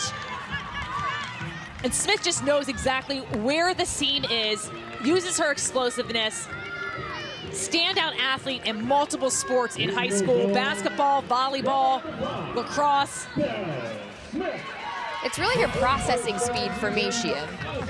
When she knows when to dish it, when she knows to take it herself, and I think you get that when you play multiple different sports. And she's been like that since she was a freshman. Yeah, I mean, the different sports I think is key. And even just the volleyball, which you don't normally, you hear a lot, we've seen a lot of ice hockey recently, basketball for sure. But the volleyball has been interesting.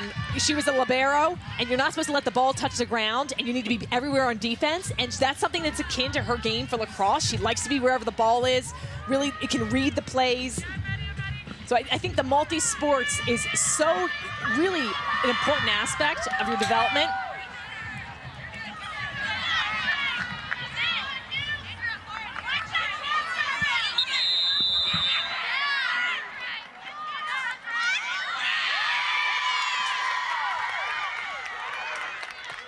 So oftentimes when the possession is awarded right away, if it's not clear who the infraction was on, and the infractions can be if you move before the whistle, whether that's with you're moving your stick a little bit, then it's awarded to the other team. If they can't tell where the movement's coming from, then it'll be an alternating possession. The few ones we've seen have all gone Boston College's way. So I'm assuming that Duke has done some type of infraction.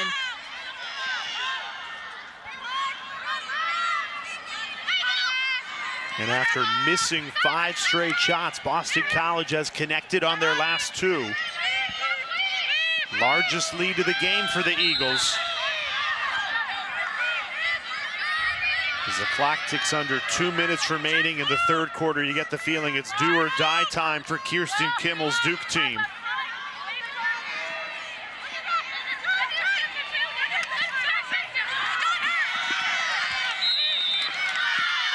Now they cause a turnover.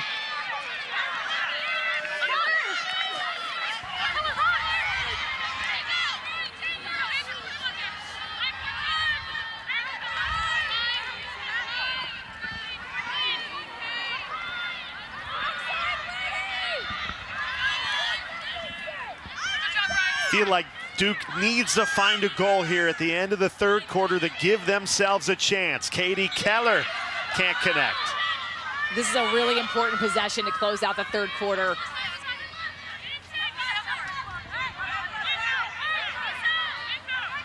The Blue Devils only 1 free position opportunity all game. Maybe try and earn something inside the 8-meter. That's an empty possession, another one. Yeah, and that's just shots off the mark. You gotta get the shot on cage. Duke's finally able to beat the one-on-one attacker. They've had a hard time getting the dodge, getting to open space with a good angle.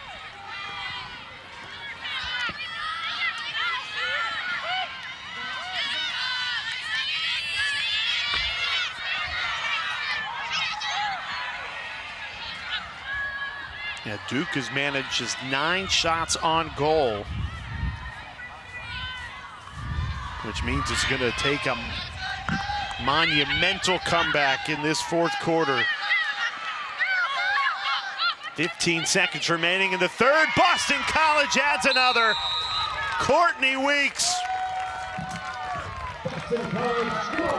We've talked a lot about her sister Cassidy Weeks today. Her twin sister Courtney's able to get on the scoreboard. Another assisted goal for Boston College. Courtney's just able to utilize the pick, come around it, wide open, and Belle Smith, coming off a 5-assist performance against Syracuse, is able to dish it out. And you can see Shea Dolce super happy with the offensive output. Give your assistant number 5, Belle Smith. 6 weeks. And good feet for the season.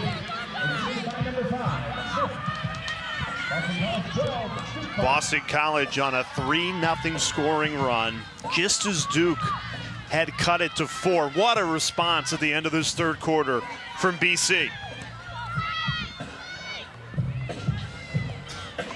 10 seconds, though, still plenty of time for either team to score if they can get possession cleanly.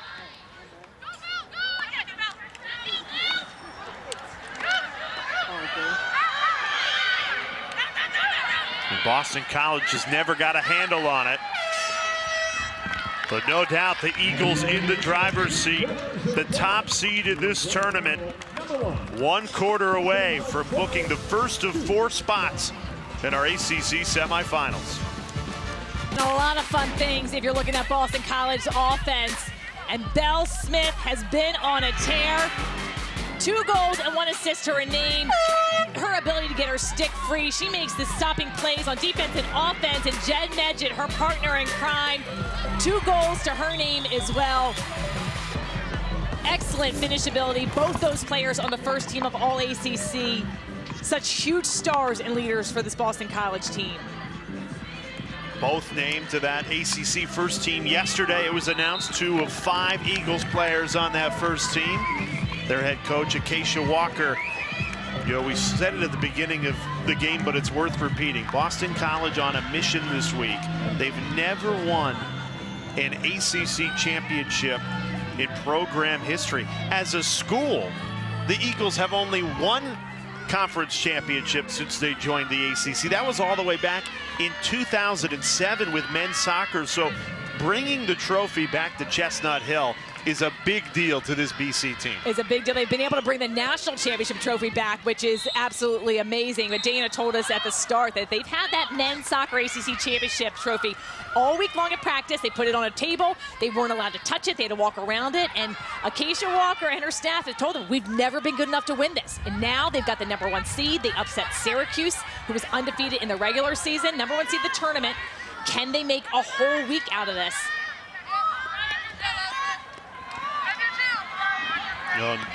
A 7-goal lead to start this 4th quarter. Eagles, though, at times have not been at their best today. They went 15 minutes scoreless at one point, and yet never lost control of the game. They've dominated defensively, held Duke to just 5 goals on 17 shots. Now, Duke has as many shot attempts as they have fouls in this game, which is never a good sign. They're trying to get Jenn Medjid the ball, who's still being face guarded. And honestly, I think Duke has definitely ramped up the pressure. We're going to see a yellow card issue. This will be Duke's 2nd yellow card. And this is for the cross check. So Duke, they understand what's on the line here. Their season is on the line. If they don't win today, their season is over. They will not be eligible for the NCAA tournament. So a lot of emotion, but one of the things that Kirsten Kimmel told us, the Duke coach, was they have to play a full 60 minutes and they need to play calm and composed. They're going to need to limit the yellow cards. Playing a player down is going to be very hard to mount a comeback. Boston College 1 for 1 on player up opportunities today. The Duke yellow card is issued to number 22, Veronica Hyman. She gets 2 minutes for cross-checking. So Veronica Hyman will now be sidelined for up to 2 minutes. Yellow card, 2 minutes for cross-checking.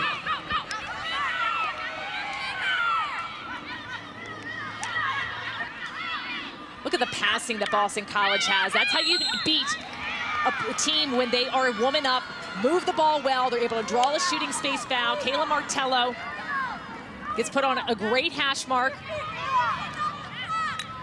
You put on the hash mark closest to where the foul occurred, so at different angles, different shooters like, depending on what hand they prefer to shoot with. Boston College 2 of 5 on free positions today. Martello decides not to attempt the 8-meter. Medjid draws contact as she was weaving through the double team. And that easily could have been a yellow card. We've seen of them issued a couple cross checks.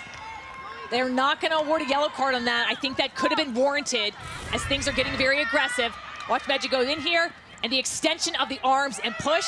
But Medjid will get the 8-meter. We'll see, right now with clock management, it looks like, well, she's deceptive. I'm not sure if she's going to shoot or pass it right now. Decides to pass. Belle Smith ducks in, hands free and scores.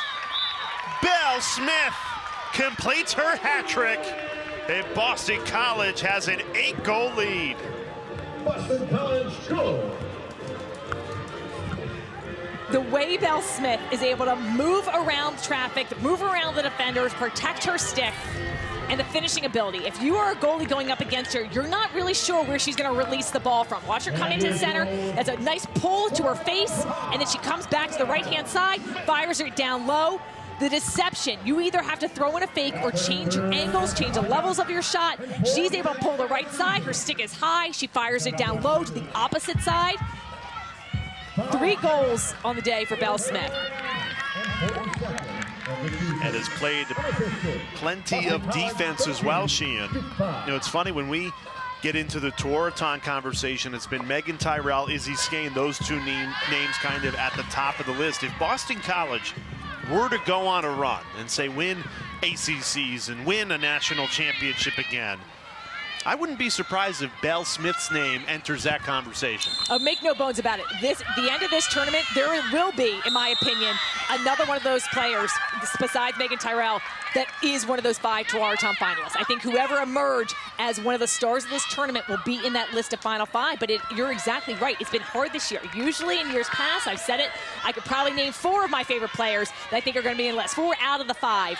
That it gets whittled down to in early May. Right now, I'm not sure who the remaining 3 players is. I believe it'll be Izzy Skane and Megan Tyrell. Izzy leads the nation in points at Northwestern. Megan Tyrell leads the Syracuse in scoring. Both phenomenal players.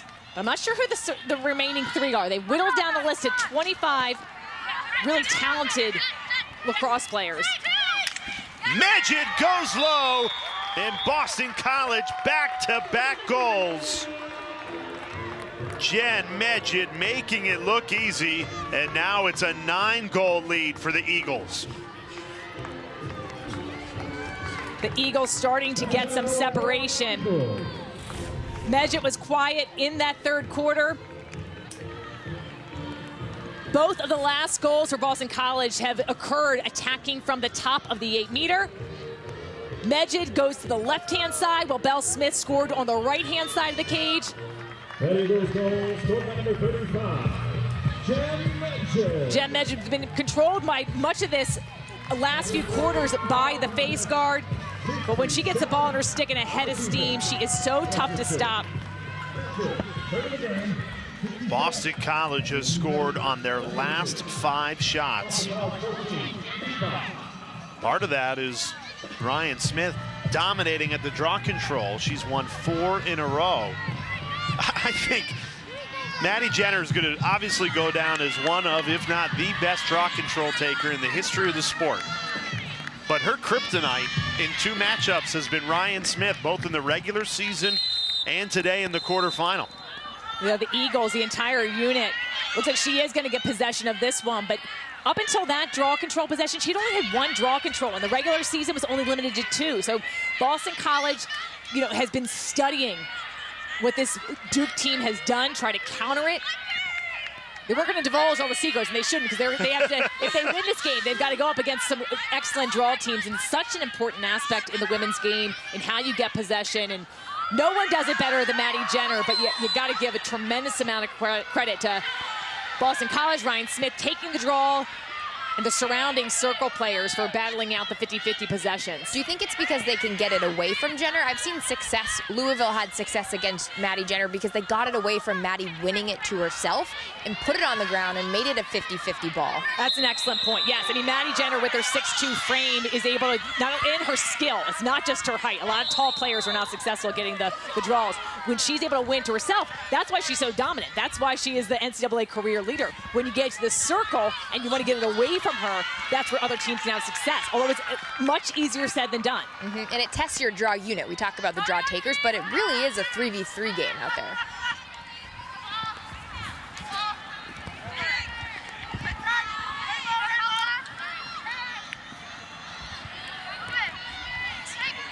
Duke really putting the pressure on defensively, trying to get the interceptions, trying to pressure out on ball. They're going to be awarded a free position. Boston College is for a shooting space violation. Courtney Weeks with an opportunity to make it a 10-goal lead here in the fourth quarter. Missed it. That was a great backup. It's going to be Duke ball.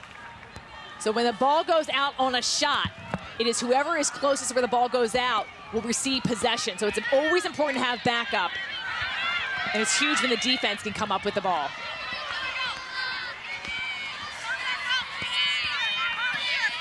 Duke has only scored 1 goal in this second half.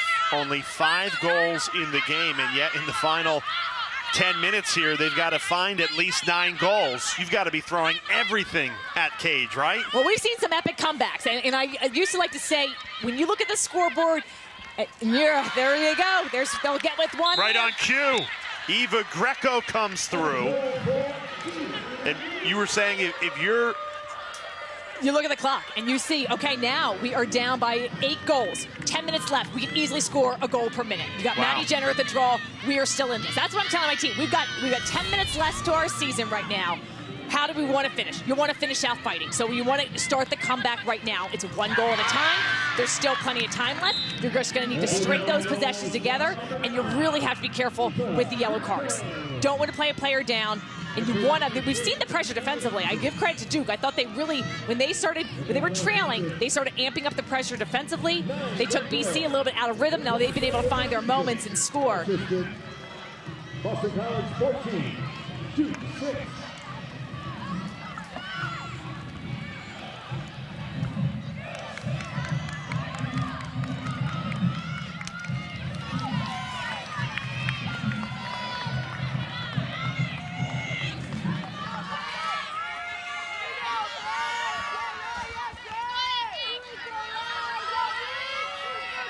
Watch the setup of the draw. You see Maddie Jenner. She utilizes the whole shaft. She has her bottom hand at the end. Ryan Smith chokes up a little bit. It's all about feeling.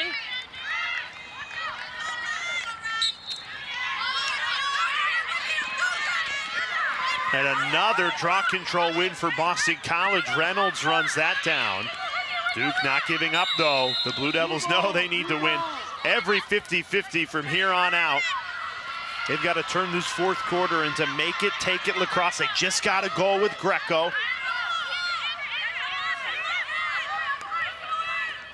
It's finding that balance of you don't want to rush it, but you know you need to score, and quickly.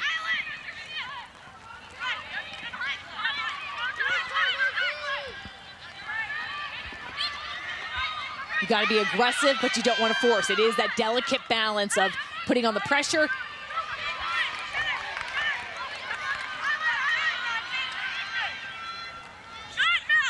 Hyndman on the run, it hit the pipe. Beat Dolce, but couldn't squeeze it past the pipe. Shot clock resets.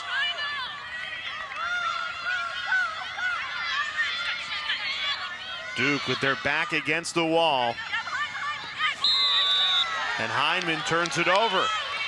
That was a risky pass right there. I really think the player got screened by the BC defender trying to go behind Cage. You got to be careful when you're passing the ball downfield. And we've seen 2 turnovers behind the cage for Duke. Those are very costly turnovers. It's so shocking to me, Sheehan, because usually when you do have an older team like Duke, you don't see some of those mental mistakes, some of those mental turnovers that we've seen.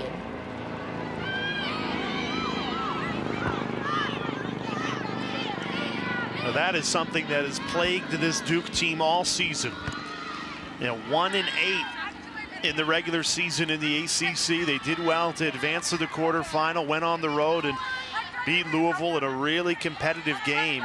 And for long stretches of this game, the defense for Duke kept them in it. The offense just really failed to produce, and Boston College just too much. Medjid strikes again. That is Jenn Medjid's 4th goal of this quarterfinal. Medjid strikes, back-to-back scores. And this all starts with the save. Rings off the post. I think Shea Dolce actually thought that one went in. Saved by the goalie's best friend, the post. And watch Medjid take this, and then she just dives and slides like she's on a slip and slide. Probably a good 12 inches. Took her a little time to get up there. We should start keeping tallies of those slip and slides as it continues to rain throughout the week. Yeah, Who's got the best one? How wet is it down there? It's coming down. It's coming down. It's slick. You can see some of the players slipping. Maybe that was probably the cause of that turnover back there behind the cage. Lost her footing a little bit. But it's definitely coming down harder than it was at the beginning of the game. Jenn Medjid, 4 goals on 5 shots. Talk about efficiency. That was one of the things when we talked to Acacia Walker about her team. Where do you want to be peaking? You always seem to have your team peaking at the right times, we told her, and she said, you know, we're doing well, but we have things to improve. And one of those is their shot percentage. On the year, they've been shooting 47%. She wants to be at 50%. So it's those minor tweaks, and you got a player like Jenn Medjid who is shooting well above it today.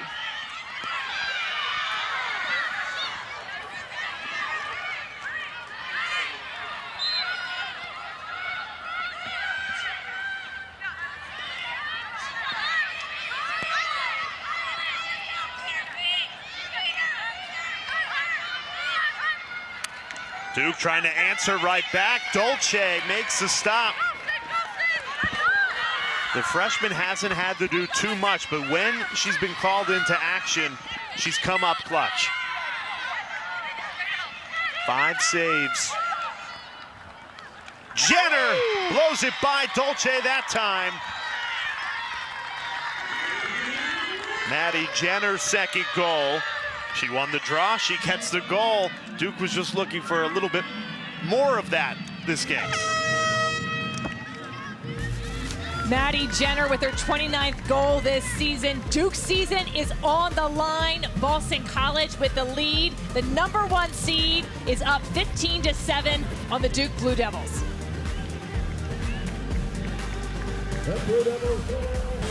Taking a look at our ACC Women's Lacrosse Championship bracket presented by Ally.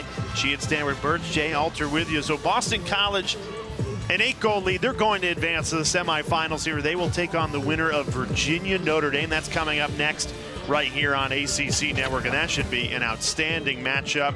Boston College, you take a look at the last 5 years of the ACC tournament. They've made the championship game 3 of those 5 years, but they've never won it. You know, it's amazing. And they won the national championship. But this ACC tournament, we say it all the time, it's a gauntlet. There's so many excellent teams. BC, though, had one of the upsets of the season against Syracuse, who held that #1 spot nationally and in the ACC for much of the season. They took them down last week, so BC got the #1 seed. But this is by far the most competitive ACC conference from top to bottom that we've seen in the last few years, where I can legitimately see 5 teams with a real shot at winning the ACC title. And 2 of them play next, Notre Dame and Virginia. Think about that. Both teams think they can win it all. One team will be eliminated today. Opportunity here for Katie DeSimone, Duke's leading scorer on the season.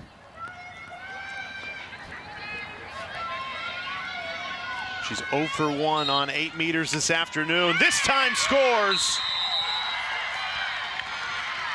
And Duke, 2 goals in just 16 seconds here. That's exactly what you need if you're trying to do the impossible. You got to make every opportunity count. I think getting on the 8-meter will be huge if you can draw the fouls. DeSimone's able to get her first score that she's been trying, and whether it's just been missed opportunities or not being able to get a great look on cage, this one she finds a space, and it's not much. Stick side right by the post.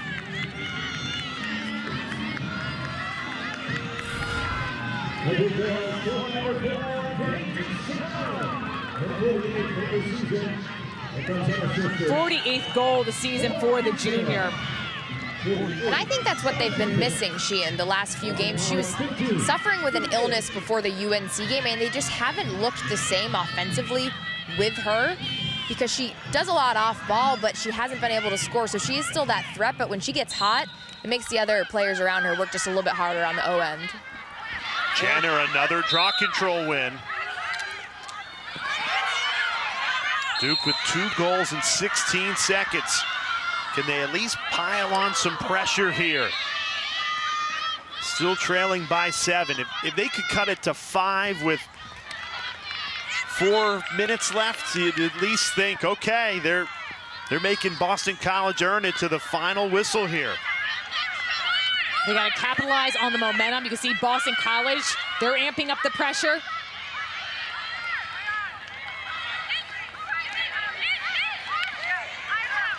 We've seen Boston College make some epic comebacks, especially this season. Wow. And this is going to be a yellow card on Boston College. You hear that hard whistle. This will be on Hunter Roman. So watch the extension of the arms. And then the push, and DeSimone hits the turf real hard. Goggles fly off. So the shot clock will be a full reset to 90 seconds. It'll be up a player. And Roman was called for a yellow card earlier in this game. Now the yellow card was wiped away because Boston College called a timeout first. If that had stood, that would be a second yellow. She'd be out for the remainder of this game. Yeah, 2 yellow cards, you're out for a game, for the remainder of the game. Doesn't cause any penalty for future games. This is releasable on a Duke score, but a good opportunity. And they cash in immediately. 11 seconds into the player up. Duke gets the goal they desperately needed. That is 3 goals for Duke in just over a minute.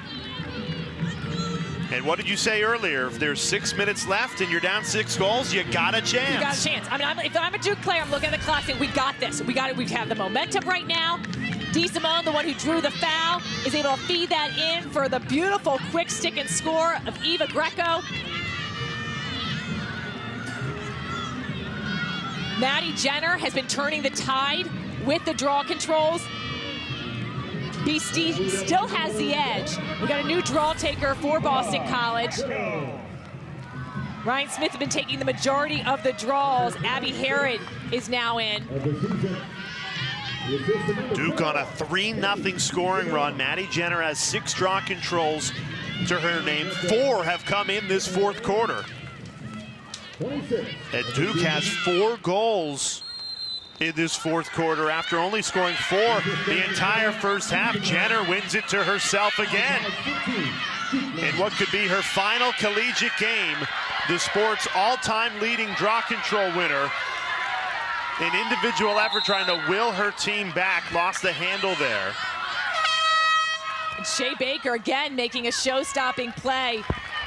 Maddie Jenner with a head of steam, and she's able to come up with a caused turnover. Timeout Boston College. This is a big takeaway for the Eagles. Look at Shea Baker. She is hunting and drooling for that stick, the clean stick check, and then is able to come up with possession. She had a beautiful interception earlier in this game. This one with a key takeaway as Duke was feeling it and striking while the iron was hot. She's able to change the tide.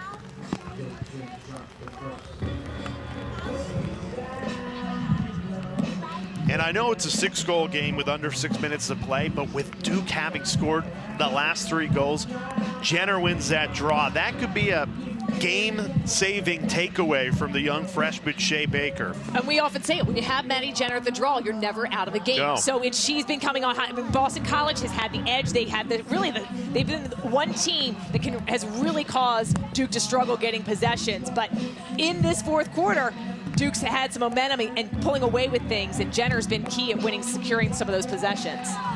So 11 days away from Selection Sunday, Sheehan. Let's take a look at the RPI Top 10. This is how it stands entering the ACC tournament.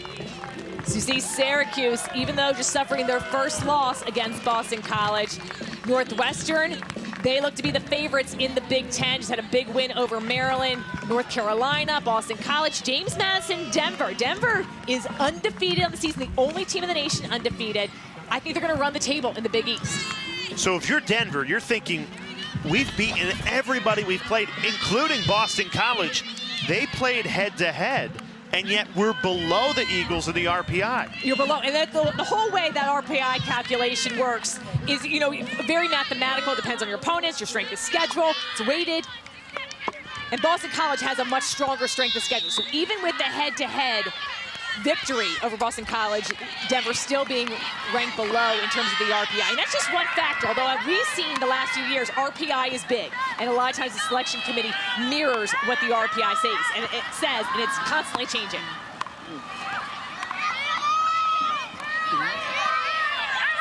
The rain really starting to come down in the final minutes of this fourth quarter. Boston College just trying to run this clock down to 0.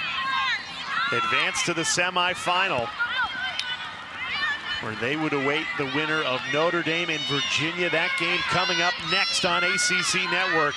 We still have a lot of lacrosse in front of us here in Charlotte. This is the first of 4 quarterfinal matchups.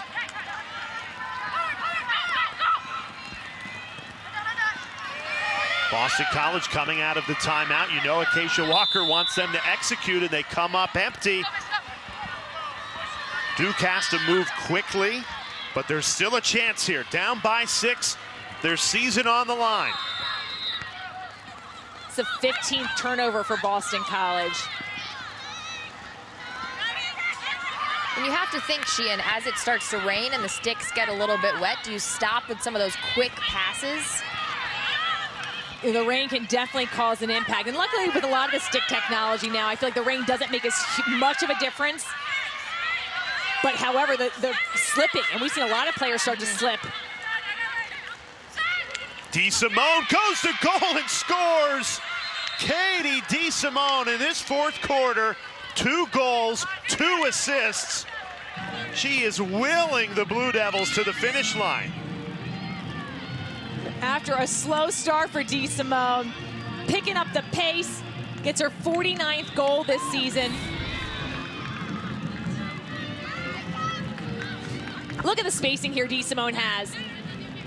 A little footwork, gets her defender on her side, great finish.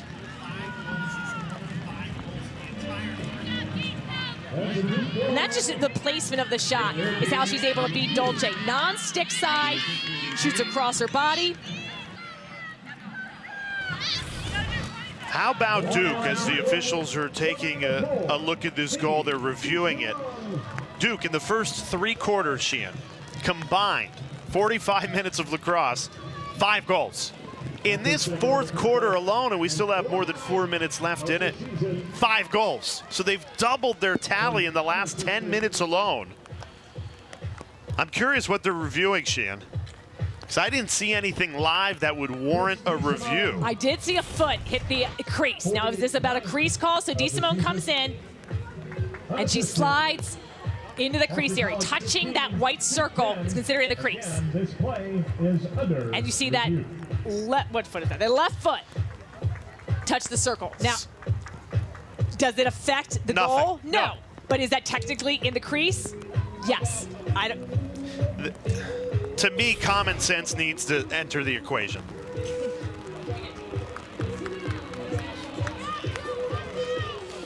I mean, if your pinky toe touches the goal 3 seconds or the crease 3 seconds after the goal is scored. I agree, and as we've talked about, we have seen in games that goes ahead. Doesn't matter, didn't impact the play. However, in the rule book, which is all about keeping the rules, you are not allowed to enter into the crease area. Now, if you are pushed into it and it's a foul as a result after the shot, then the goal will still count. However, the official review, this experimental rule, let's try to listen in.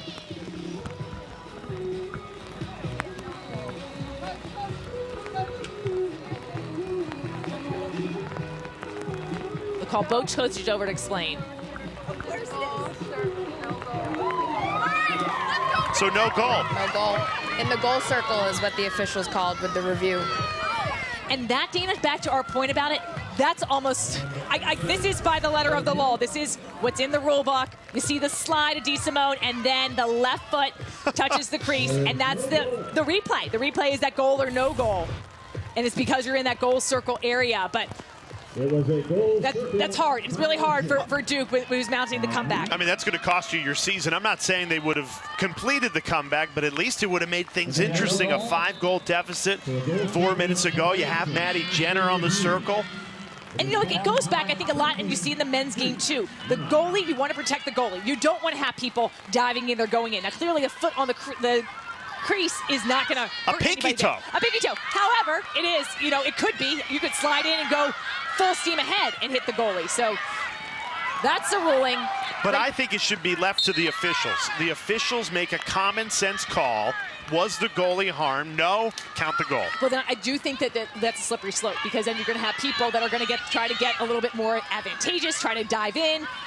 Well, those goals won't count. I just, in the spirit of the game. I think after I think and we've seen it done before where it's just a judgment call. It didn't impact the play. They're running through as a celebration behind the goal. However, this is what we've been seeing. So note to players that are watching this game, the rest of the ACC tournament, these goals can be reviewable. Get your feet out of the goal circle, feet and body.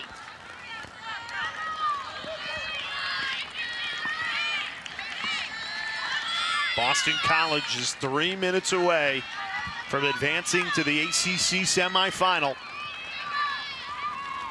It's a fourth quarter that Acacia Walker won't be happy with. They've allowed 5 goals, or 4 now, in this fourth quarter, but luckily they built themselves such a big cushion that the result of the game really was never in question.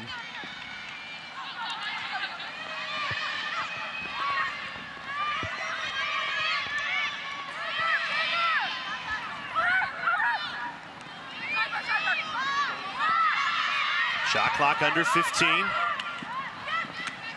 Great save.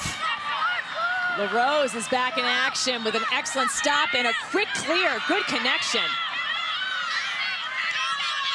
Heineman with a head of steam. Up ahead to Jenner. Feeds it back, looking for Lexi Schmaltz, who didn't get it cleanly.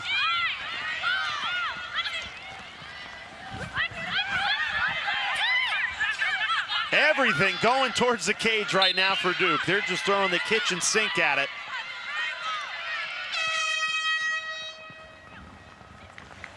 Timeout taken by Kirsten Kimmel. Trailing by 6. I think a really admirable fourth quarter effort here from Duke. They were down by as many as 9. And they've scored the last 3 goals in this game, Sheehan. It's just a classic case of too little, too late. Yeah, they couldn't get things going offensively. BC really dominated possession in that first half. And Maddie Jenner was able to come up with some key draw control wins. A score, Katie DeSimone was able to get her scoring going. And Duke, it looked like they were making a push in this fourth quarter. 1:51 to go. Duke, they started out the game, they were 5 of 17 on their shots, and since then, they've gone 5 of 7, so really made some key adjustments, and Dana reported on that, hearing Coach Kimmel talk to them about being better offensively. Coming up right here on ACC Network, Virginia Notre Dame, the winner, takes on Boston College in the semifinal. What can we look forward to in that 4-5 matchup? I can't wait. I mean, in the regular season, Virginia was victorious. Notre Dame, though, has been really coming up with some key wins. I think they're one of the most dangerous teams out there in the ACC. So both teams have explosive offenses. Can't wait for that game. I think it's going to be an excellent matchup. Irish head coach Chris Halfpenny told us that she has packed 3 outfits for these 3 games, the quarterfinal, the semifinal, the final, and also saving a spot on the team plane for the trophy to come back to South Bend. They are fired up and ready. They're on a mission. They want the ACC championship, along with every other team in this tournament. But that Notre Dame team has been extremely impressive, and both, I think the offenses are the strength of both of those teams. Dolce, great save to deny Jenner.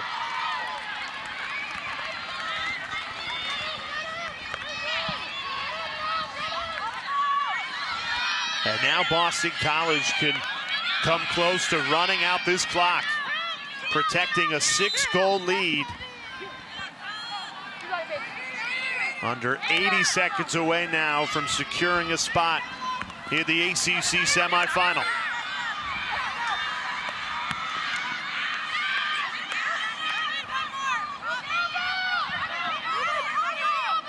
Overall, Sheehan, how would you assess this quarterfinal performance from Boston College? I think at times great, and other times there's been areas to improve on. So, you know, they've had 16 turnovers on the day. That's going to be, they're going to want to limit those. But overall, they're shooting 15 of 29, so excellent job with their conversion rate. led the draw control battle against this Duke team that has the best in program history, the national history, NCAA, you name it, Maddie Jenner. And BC's had the edge. So a lot of positives, but some things that we want to clean up.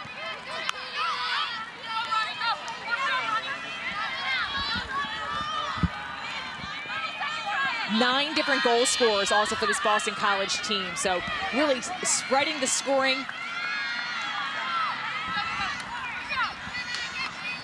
They come away with a great victory in this quarterfinal round. Yeah, Duke made this Eagles team earn it down the stretch. They scored 3 goals in a row.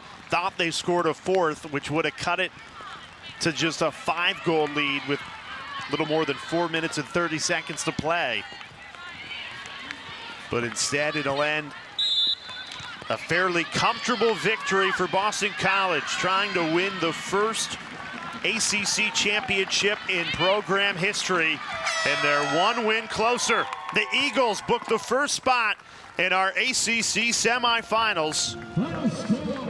They'll await the winner of Notre Dame and Virginia. That game coming next on ACC Network. To see the rain continues to pour down here in Charlotte. The weather could very well be a factor for the remaining 3 games today. It definitely doesn't look like any thunderstorm or lightning, so hopefully no weather delays, but rain coming down. The good news is this is field turf, which is great news. So not playing on grass, but definitely could be something to look out for. But a big win for the #1 seed Boston College. 1 semifinal spot has been secured. Boston College. We'll hear from the winning head coach, Acacia Walker, when we come back. The Eagles win it 15-9.